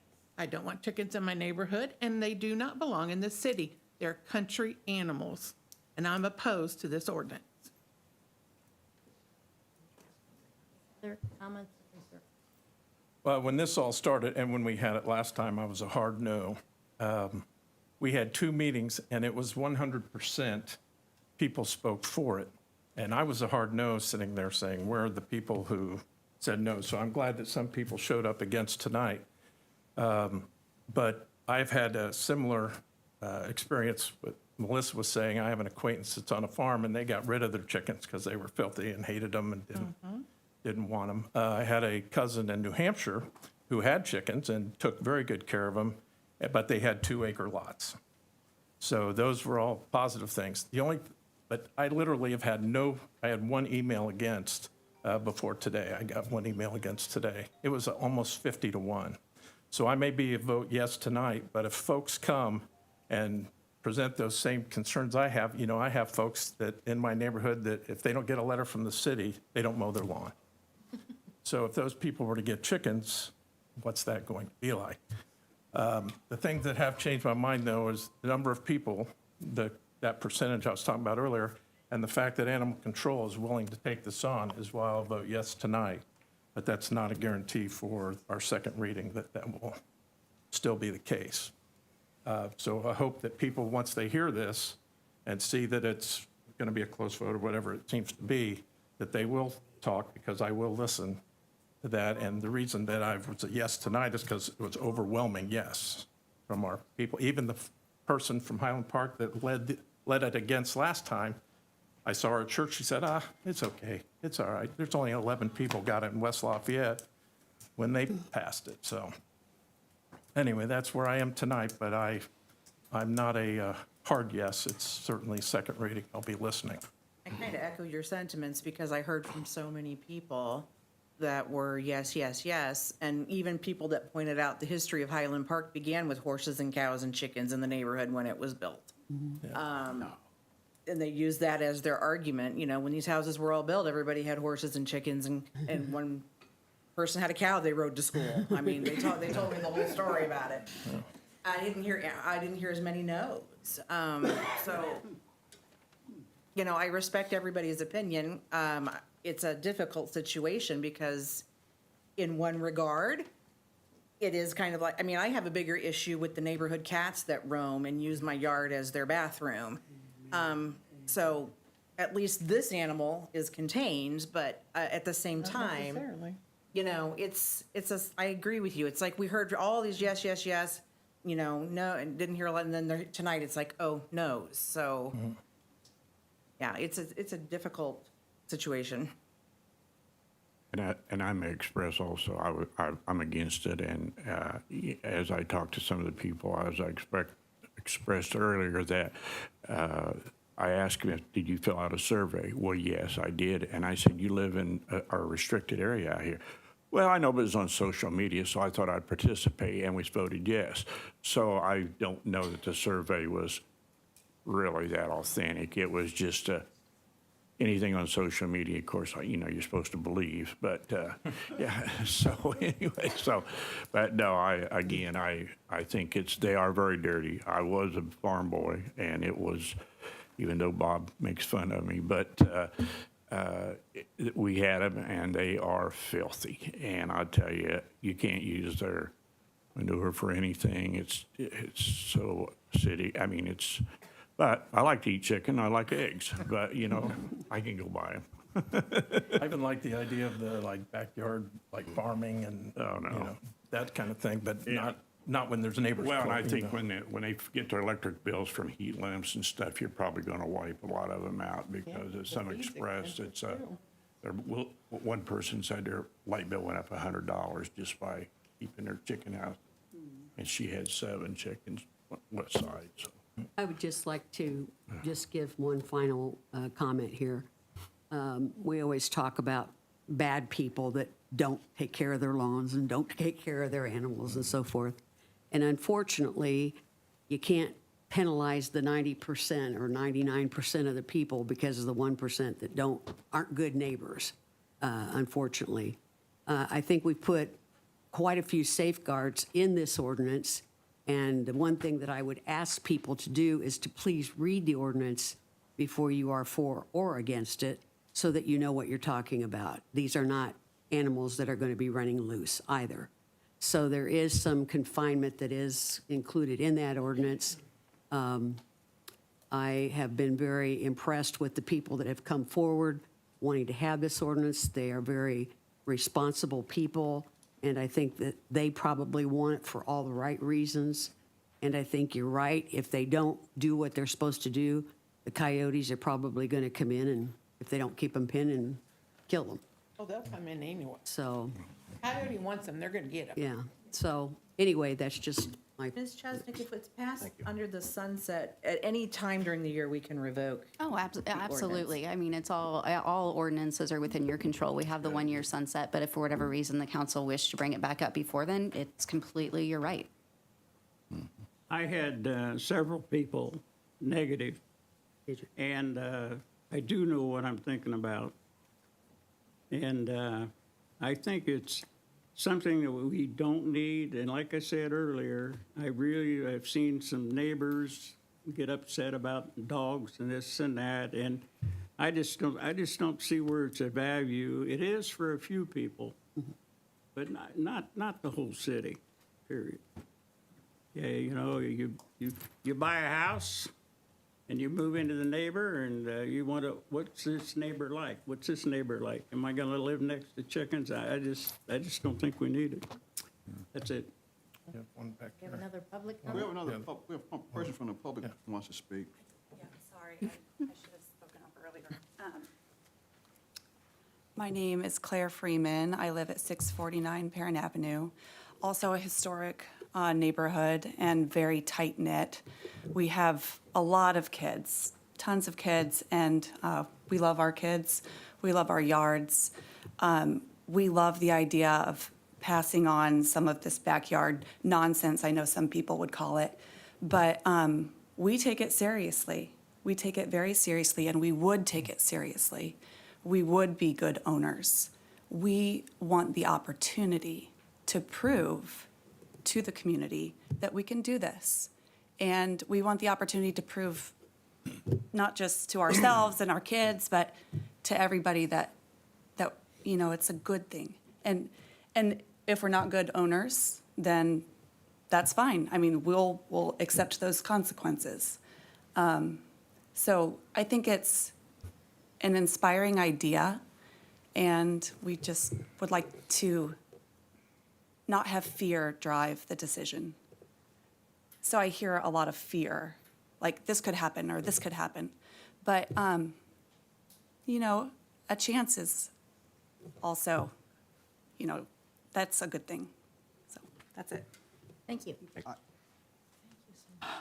When I first heard about this ordinance, I was overjoyed because I figured that we could actually get a chance to do our job. We could take 2 steps away from the foolishness in Washington and actually listen to what the people say in this city and turn that into effective public policy. Most of the time, when we are charged with coming up with ordinances and such, we end up legislating to the worst case scenario. Because we know people are, if you let people do things, they're going to do it. People have chickens in town already. People have chickens in town already, and nothing happens. We have no control over that whatsoever. I'm in favor of this ordinance because it puts us out ahead of the problem so that we can step in and deal with it. If we don't have an ordinance, it ain't like the chickens are gonna go away. And my goodness, the predators are never gonna go away. I got all kinds of stuff. I have things that run through my yard in shifts over the course of the night. Possums, raccoons, all kinds of things. And you should see what happens. I have birds that fly through the yard all the time. When the hawks go by, everybody finds someplace else to be. So we are living in their neighborhood. We are living in the animals' neighborhood. Whether or not we want to bring chickens into this equation has to do with us. This ordinance allows us to have some measure of control over what's going on here. With a 1-year sunset, in a year we can talk about this again and find out what happened. Right now, we don't know. I'm saying let's try this. Okay, other comments? Comments, questions, concern? Call for the question. Okay. Call for the question. We're ready for the vote. Clinker? Aye. Snyder? Aye. Reynolds? No. Weiss? Aye. Brown? Aye. Allersmeyer? Aye. Williamson? No. Downing? No. Ordinance passes 5-3. And it'll be our fault. Okay? It will.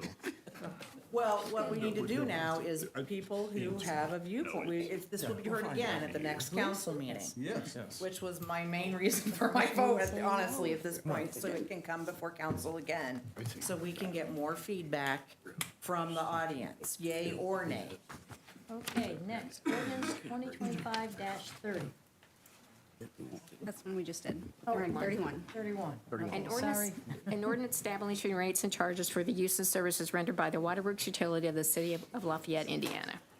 Okay, where are we? Need Ms. a- Schwenker? Move we hear ordinance 2025-31 on first reading. Second. Okay. All right, Madam President, ladies and gentlemen of the council, I'll let you catch your breath there for a moment. And, Can we fly the coop? oh, geez. You're gonna make me lose my train of thought. That was good. Gotta have some lightheartedness. All right, ladies and gentlemen, before you, and I know that we've all had a chance to meet, we're going to discuss the water rate increase that we're looking at starting here in the city of Lafayette. As you know, this first vote tonight just starts that formal process that we'll go through with the IURC. We've had a chance to meet with all of you, but we'll kind of go through the basics again of what we're looking at doing and why and what got us here tonight. So, as you know, Lafayette is a growing community. We talked about that a little bit earlier. We're putting millions and millions of dollars worth of infrastructure in 11A and 11B and at the wastewater treatment plant, all to allow us to continue to grow, to continue to have the quality of life and the activities that we want here in our community. And we've done that with sewer a lot over the years, and also as we have looked at meeting the requirements of our long-term control plan with IDM and the EPA. And now it's time to take a really hard look at water as we move forward. Most of you probably know or remember from our discussion that there was a water rate increase in 2001, and then the next increase was in 2018. So we went 17 years with only one rate increase, and now we're up to do another one that will take effect in 2026 if this passes and everything gets through the IURC. There are several things that we need to do that I want the community to hear about where this money is going and what we're going to do with these funds, and then I'll talk about the increase itself in just a few minutes. But I think it's important for the community to know that what we're going to do with these funds. So one of the main things that we're going to do is look at expanding our well field. We're going to actually put in a new well field. As you know, the city of Lafayette has two older well fields, the Canal Road and the Glick well field. They've been around for a very, very long time. They're very productive, and that's a good thing, but they do have their limits because of the way the mains were put in the community, the pipes a long time ago. They can only pump a maximum amount of water. Even if the wells will do more, we can't distribute more from that location. The city has two systems, an upper system and a lower system. The upper system does about 80% of the city, and the lower system does about 20%. It is cost prohibitive to try to change all those water lines and mains throughout the community. It is actually cheaper and more efficient to actually put in a new well field and treatment facility at a strategic location on the upper system. As we've discussed, we've been doing different drilling in different locations, working on finding that spot. It's not as easy as it might sound to hit a good place where we can get the amount of water that we need, the quality of water that we need, and also be able to tie in efficiently to those mains. So we are working on that. So a portion of this will go to put in that new well field, which will allow us to continue to grow into the future and also make sure that we have enough water here presently. We're also doing some redundant wells down at the Glick well field because they do pump very well, but they're very, very old. So we're going to put in a couple redundant wells, so if some of those wells do go down for some type of mechanical failure or ongoing maintenance that's required, we can actually turn on additional wells to make sure that capacity level out of Canal and Glick can stay at that maximum point. And we'll have the other well field too, just in case, and as we continue to grow. So that's really, really important. I mean, we said a long time ago how important water will be going forward, and those days are here. You can look all over the country at the discussions that's taking place about water, water quality, and water availability. We're also, as you know, we're doing main extensions in service areas 7, 11, and 11A that will support new residential, commercial, and industrial development in our community. And we talked about that a little bit earlier with the public safety discussion. We are growing. We are growing to the southwest, to the southeast. You know, we're looking at that hard tech corridor as you go down 65, as you go down 52, and all those things require water. And so this will be used to help facilitate those types of things. It will also bring connectivity improvements that'll help bring consistent water pressure, improve fire protection, and reduce service disruptions in clear and key areas. So we have a master plan that we've been working on with Wessler Engineering for several years now. We continually do those and update them. You know, you saw the Weall Ridge Water Tower, other improvements that we've done at the Water Department with money we've got from the Recovery Act. it really is an ongoing, long-term strategic planning and initiative to get these things done and get them accomplished that allow us to continue to grow and not be in a difficult position. The other one that's a big piece of this, and most of you, maybe all of you, attended all the neighborhood meetings that we did with the lead service line replacement program. So as you know, we're mandated by the EPA and IDM to replace lead service lines in our community from the main up to the first connection point inside the residence, and then do ongoing things like filters and testing that we need to do. Fortunately, we don't have as many as we initially thought. We have about 3,600, somewhere in there. I thought that number might be a lot higher when we started, but fortunately, it was not. But the reality is, the estimated cost to do those lead service line replacements, $30 million. So $30 million, this overall will generate about $70 million, but almost half of that is to do the lead service line replacements. Now, let me be perfectly clear, we should do those. That is an important thing to do for the community and for the people in those residents. But it is an unfunded federal mandate that we have to raise the money here for. You may remember that we did, for the first phase, we did get a $2.5 million grant that helped, and we also got a $2.5 million forgivable loan, or not a loan, but we can pay back over 20 years, but there's no interest with it. So that's really helped. This is being set up that if we would continue to get grants or get loans that we can pay back over 20 years with no interest, that would be deducted from that overall cost, and these rates would actually go down. But we cannot chance that, right? We have to put a process in place that allows us to raise those funds, and if we get extra, great, but if we don't, we have a 10-year requirement to get all these done, and so we need to make sure that we can stay on pace to get these done. So that's where the majority of those funds will be going. Also wanted to talk just briefly about, we're going to start a system development fee as opposed to the current fees that we use. That structure came into place about 30 years ago. This seems to be more of the industry standard. It seems easier to understand. It'll be easier to administer. So we're looking at that system development fee as opposed to those old cost recovery fees. And we'll be talking about all of this as we go. I mean, most of you are aware. This will take about a year to get through. Once you vote tonight, it will then go to the IURC. A filing will take place, and it could be up to a year before this gets approved, comes back to the council.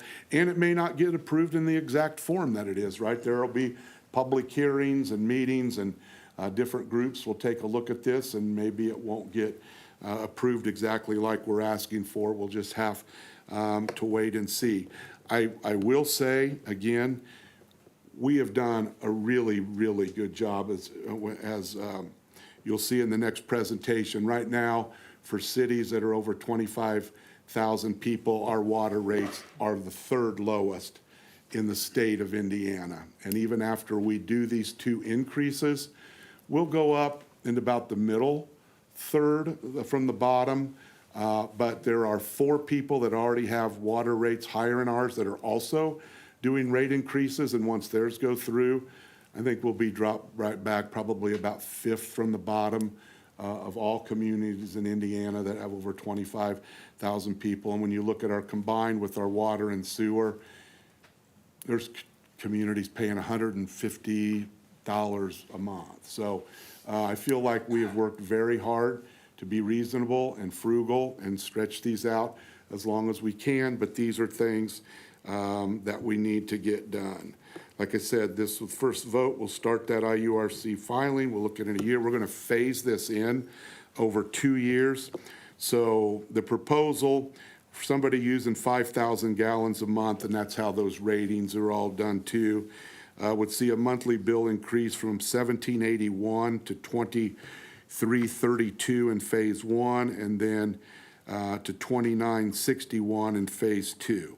So it sounds like a big number when you look at the overall increase, it's 66.2%, but it's based on a small number, so that number looks large, but, you know, it's, I think, when you look at, it's only the third rate increase by the time we get started in 25 years, if you look at electric, gas, cable, I mean, I think we have done a very good job being good stewards of our money and making sure that we use it effectively and make it last as long as we possibly can. And like I said, if we get some money for the lead service line, we'll reduce that and bring that back in line as low as that we possibly can. I think that's about all I have. Like I said, you're also here, and Jackie's going to talk a little bit after Jennifer. We're going to look at a bond issue to get this work going and to get it done. That bond will be just slightly over $70 million. And I think that is just about everything. I'd be happy to answer any questions that you might have. Like I said, I know we've all met, but I'm certainly happy to answer any questions that you might have. Mayor, I got a quick question. I was looking at the audit that was done by Crow with respect to the water utility, and it appears like we are running at almost of a deficit right now with the waterworks, and it's been creeping up every year. So, I mean, the information shows that we've been pinching our pennies for a very, very long time. Yep, Is that a fair assessment? Yes, sir. Okay. Yeah, no, thank you, yeah. Yeah. And Just we were trying to able to point that do out. some of the work with the Recovery Act money, which really helped and stretched it out a little bit too. So, yeah, we're doing it again. If you look at that sheet, what other cities are, we're down at 1781. There's people up in the $70. I mean, it's a wide difference. So they've done a great job. So if there are no other questions, I'll turn it over to Jennifer Wilson from Crow then.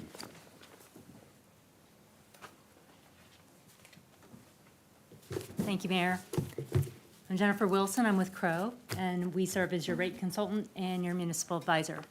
We prepared a quick presentation to help summarize that rate report.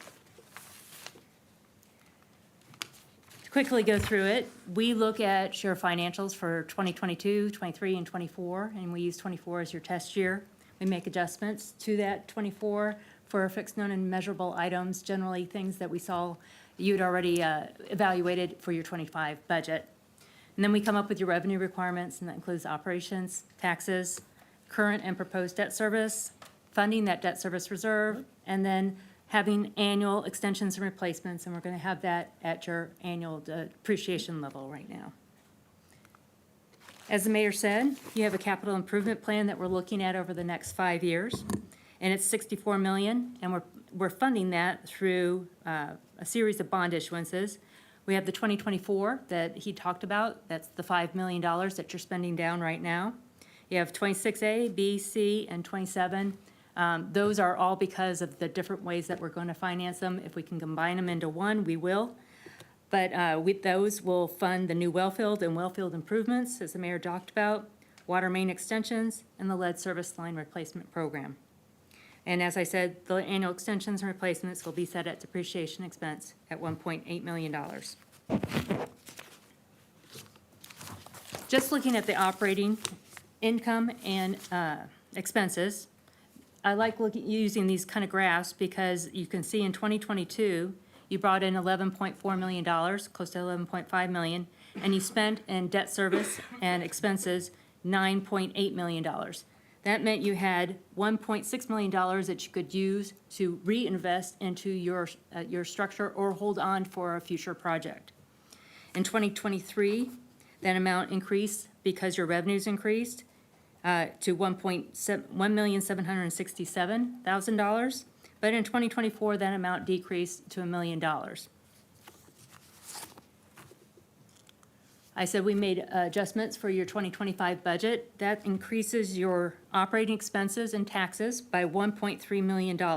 So we expect in the year 2025 that we're eating up that excess that we had from last year to the tune of negative $300,000. So we need this rate increase in order to continue funding your operating and your taxes. This pie chart shows your operation and maintenance expenses and taxes. I always like showing this because you can see that your salaries and wages and your benefits comprise 56% of your operating expenses. And then your purchase power and payment in lieu of taxes are your next largest expense items, and you can see the other slices of the pie. The capital improvement plan is what we're trying to fund here. The 5 years is about $64 million, and we're funding most of that with bond issuances. Series A will pay for Area 7 expansion and also pay for the 11B that you already took out a loan from the sewage works. The second bond issuance will be for the New Horizons and IU Health Wellfield. The C bonds will actually go out for 35 years, and that includes the lead service line and some main extensions. And then in 2027, there's the canal and the well field.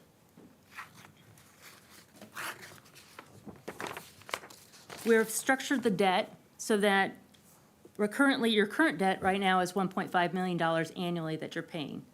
And we're structuring the debt so that a lot of it won't come on till a year from now when the second rate, 2 years from now when the second rate increase.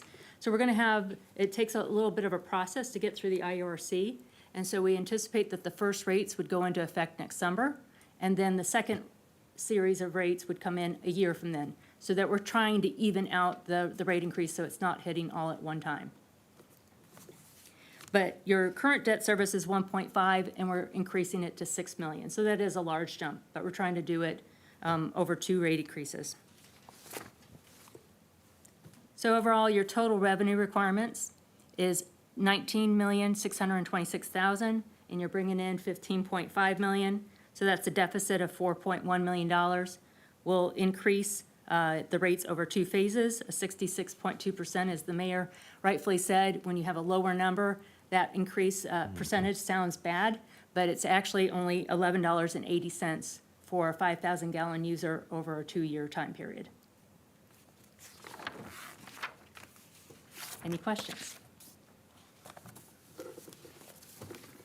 We're bonding a lot of this money, right?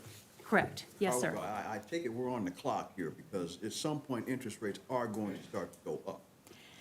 They're higher than now than they were, 5 or 6 years ago. So in these bonds, I estimated a 5% interest rate a few years ago. You guys sold bonds at 1.8%. So we're already there. So we're trying to do this work as economically as possible. And what we'll do is when we go through the IORC process, that if we happen to get lower rates, we'll true them up and lower the rates then at that point. So the financial strength of this city, the way we are right now, will do us a lot of good in this regard. Oh, yes. You guys have a very well-rated utility. And so you have very few options to sell this debt, either in the open market, through the SRF program, who gives you low interest rate loans, or through the Indiana Bond Bank. And that's what the next ordinance will talk about. Any other questions from council? Could I say just one quick thing? Sure. Thank you. Just to clarify, the areas where we're looking for water right now is on property that we call New Horizons, and then we are looking at, we did some test wells on some property owned by IU Health, but none of that is finalized yet, and I don't want it to sound like it's the IU Health or the New Horizons well field. That's just areas where we have been doing exploratory work, and we'll see how all that works out. Any questions from the public? Comment? Pearl Speakman, 923 South 22nd Street, Lafayette, Indiana. Well, as everybody knows, and the mayor clearly knows, I'm against any rise in water rates. He would have had the water rates if it hadn't been for me and Linda Phillips. We fought him and Mr. Riley tooth and nail through 2 elections, and that's why he had to put it on the ballot, and he lost, which I'm glad I did. And I am going to take credit for it, because I spent many nights on the phone, and that's why he didn't get it. He says he's going to, if he gets too much, he's going to hand it back. Is that going to be in writing? I don't even trust my wife sometimes. She don't put it in writing. She can say, oh, I forgot. So can he. So can you. Is that gonna be in writing? If there's an overage, it's gonna come back in some form to us. If he ain't willing to put it in writing, then I don't trust him. Not just because he's American, just because he's a person. He's American, and he will forget. So, one thing you gotta take consideration, everyone up there, except a few, is my age or older. One of these days, you guys are gonna be on state pensions. And I'm glad we got our representative here tonight. I like the way the state took away our 13th check and give us pennies.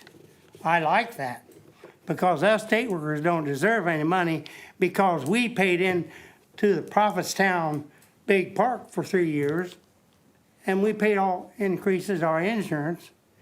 No, we don't need no money. So when you got these rates, maybe you should give the people that's 65 or older a break somewhere, somehow. And this thing that you do every year should start in like April. People plant gardens in April. In April. You can't wait till May or June to plant 90-day plants because the snow will fall. So somebody needs to do some thinking here. And I will be in touch with our URC to see what this is about. Thank you. Other comments? Seeing none, will clerk conduct a roll call vote on ordinance 2025-31? Blinker. Aye. Snyder. Aye. Reynolds. Aye. Weiss. Aye. Brown. Aye. Allersmeyer. Aye. Williamson. Aye. Downey. Aye. Ordinance passes 8-0. Okay, ordinance 2025-32. An ordinance concerning the construction of additions and improvements to the waterworks of the city of Lafayette, Indiana, the issuance of revenue bonds to provide the cost thereof, the collection, the segregation, and distribution of the revenues of said waterworks, the safeguarding of the interests of the owners of said revenue bonds, other matters connected therewith, including the issuance of notes in anticipation of bonds and repealing ordinances inconsistent herewith. Mr. Reynolds? Move to hear and vote on ordinance 2025-31. Second? Right, well, we talked about a little bit about the bond issuance during the presentations by the mayor and Jennifer. But this ordinance that you have in front of you is a bond authorization ordinance. Some of the parameters that were already discussed, it will not exceed $70,225,000. We do anticipate issuing it in multiple series. These bonds are anticipated to be sold to the Indiana Finance Authority. And just to be clear, approval of the bonds today does not mean that they will be issued tomorrow. It's all contingent upon the approval of the IURC rate case before actual closing on the bonds. Questions from the council on this ordinance? Questions and concerns from the public on this ordinance? Seeing none, will the clerk conduct a roll call vote on ordinance 2025-32? Blinker. Aye. Snyder. Aye. Reynolds. Aye. Weiss. Aye. Brown. Aye. Allersmeyer. Aye. Williamson. Aye. Downey. Aye. Ordinance passes 8-0. Okay, now we're on to resolution. Resolution 2025-11. A resolution approving the First Amendment to the agreement between the City of Lafayette and the City of Lafayette Employee Alliances. Mr. Brown? Madam President, I move that we hear and approve Resolution 2025-11. Second. Okay. All right, this will probably be the simplest thing that we ask you guys to consider tonight. This is a amendment to the CLIA agreement that was approved earlier this year. Is a 4-year agreement. On that agreement, as a CLIA position, was listed a radio dispatcher position.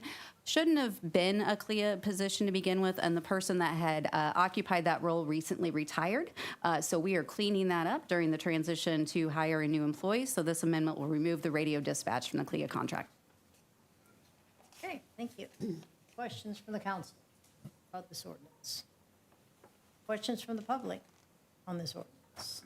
No, this resolution, sorry, resolution. Okay. Seeing none, will the clerk conduct a roll call vote on resolution 2025-11? Blinker. Aye. Snyder. Aye. Reynolds. Aye. Weiss. Aye. Brown. Aye. Allersmeyer. Aye. Williamson. Aye. Downing. Aye. Resolution passes 8-0. Okay, next one is Resolution 2025-12. A resolution of the Common Council of the City of Lafayette, Indiana, approving a declaratory resolution of the City of Lafayette Redevelopment Commission, removing and adding certain parcels to the Consolidated Creasy Lane allocation area and the Consolidated Central Lafayette allocation area, amending the Consolidated Creasy Central Economic Development Area Plan in connection therewith, and the order of the Tippecanoe County Area Plan Commission related thereoto. Okay, That deserves Oh, well. We're not paying by the word, are we? okay. Evelyn Wood. Yeah, I move that we hear and approve Resolution 2025-12 on first reading. Second. Okay. Yeah, I don't even think Carson. I'll have that much to even say about these resolutions. But anyway, Dennis Carson, Economic Development Director. I'll be addressing these last three resolutions. This particular one will actually remove and re-add certain parcels that are currently a negative impact on our TIF district. So again, it'll eliminate the negative draw, but it'll also allow us to capture future assessed value growth from these particular parcels. And secondly, it also is a cleanup of some parcels. We've had a few developments where they had multiple parcels, and some of the parcels were not included to the TIF and such, so it cleans those up because it was an oversight. So again, we're kind of cleaning things up with this particular resolution. So asking for your approval. Okay. Questions from the council about this resolution? Questions from the public? Comments from the public about this resolution? Okay, seeing none, will the clerk conduct a roll call vote on Resolution 2025-12? Blinker. Aye. Snyder. Aye. Reynolds. Aye. Weiss. Aye. Brown. Aye. Allersmeyer. Aye. Williamson. Aye. Downing. Aye. Resolution passes 8-0. Okay, next one is Resolution 2025-13. A resolution of the Common Council of the City of Lafayette, Indiana, approving one, a declaratory resolution of the City of Lafayette Redevelopment Commission, A, removing and adding certain parcels to the McCarty Lane Southeast Industrial Expansion Economic Development Area allocation area, established in the Vita Lifestyle Economic Development, I'm sorry, that was too close, development area and allocation area, and C, amending and approving the related economic development plans in connection therewith, and 2, the order of the Tippecanoe County Area Plan Commission related thereto. Okay, Mr. Blinker. I move we hear Resolution 2025-13 on first and final reading. A second. And this particular resolution is in reference to two particular development projects, the first one being the Vita housing project, and that is to establish a formal TIF area around that, and it's related to the bonds that have already been approved by the council. And then secondly this is for the Meyer development that's going to be out on Veterans Memorial Parkway and Concord, that corner there. We'll be removing those parcels but adding those back in so that we can, allows us to capture the maximum tax increment financing TIF revenues from that particular project. So happy to answer any questions and asking for your approval. Okay, questions from the council concerning this resolution? Any questions or concerns from the public on this resolution? Will the clerk conduct a roll call vote on Resolution 2025-13? Blinker. Aye. Snyder. Aye. Reynolds. Aye. Weiss. Aye. Brown. Aye. Allersmeyer. Aye. Williamson. Aye. Downing. Aye. Resolution passes 8-0. Now we're on 14, right? Resolution 2025-14. A resolution of the Common Council of the City of Lafayette, Indiana, one, a declaratory resolution of the City of Lafayette Redevelopment Commission removing certain parcels from the Twickenham allocation area and amending the economic development plan for the Twickenham economic development area in connection therewith, and 2, the order of Tippecanoe County Area Plan Commission related thereto. Mr. Reynolds. I move to hear Resolution 2025-14. Second.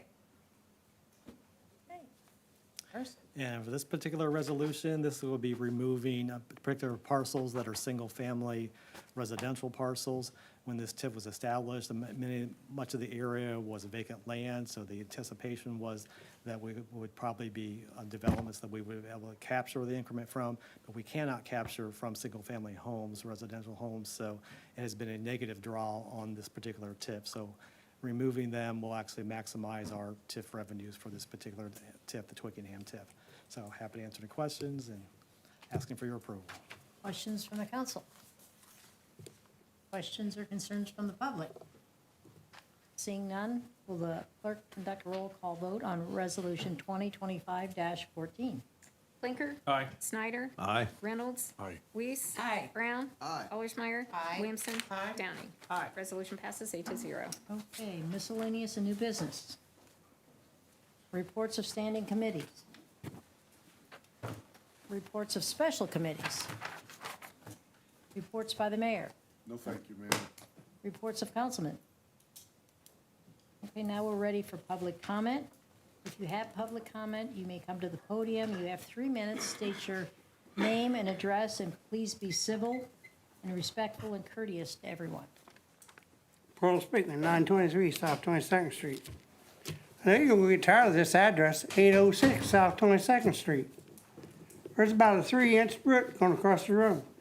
Now, somebody told me that they told Duke. Well, guess what? I've talked to 3 different people at Duke. They don't even know anybody in Lafayette that's talked to them. I ain't gonna call nobody a liar, but Duke says you're a liar. That's number one. The root needs to be taken off the street. The root of it's about that big. All it would take is a handsaw and somebody can lift more than 40 pounds to take it off the street, and our kids could go up and down the street, go up and down the sidewalk rather than the street. Would you like your grandkids to go down the street or down the sidewalk? I know what your answer would be. The sidewalks to walk on.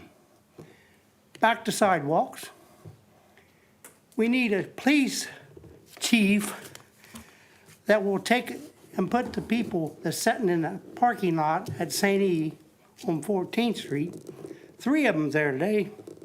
Yeah, one heading west, or one heading east, 2 heading west. Hey, we're short of help. Up on 14th and on 11th and, shit, I can't think of the name. Union, 11th and Union. Yeah, out there. People's been up there for 30 years, taking over a complete sidewalk. Now, she's either some of your friends, she's probably some of your friends. You probably do yoga or something with her. She can't take a sidewalk over. I don't think you gave it to her. But you'll write the woman up across the street from me for parking in her backyard and send the bill to Charlie Lou, and Charlie Lou charges her, and he also paid you guys about $53,000 last year. I can see why you and Charlie Lou get along. I'd like to meet Charlie Lou, because I'd like to have $53,000 a year. He can park in my yard for that, and I'll pay the fines. Come on. Every one of you believe in discrimination.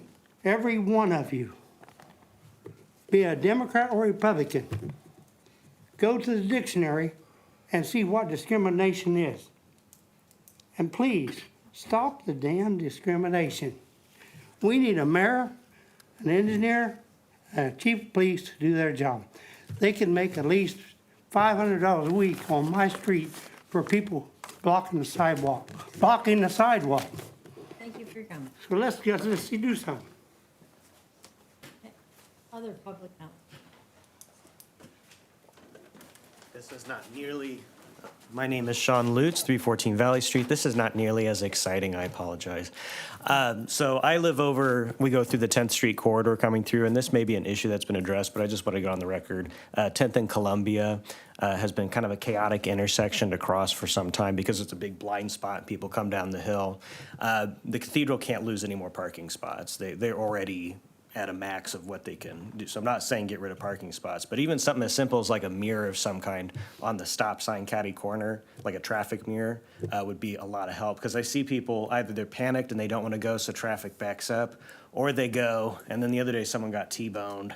And I don't think anybody was like fatally hurt or anything, but just something as simple as a mirror of some kind might be a good investment.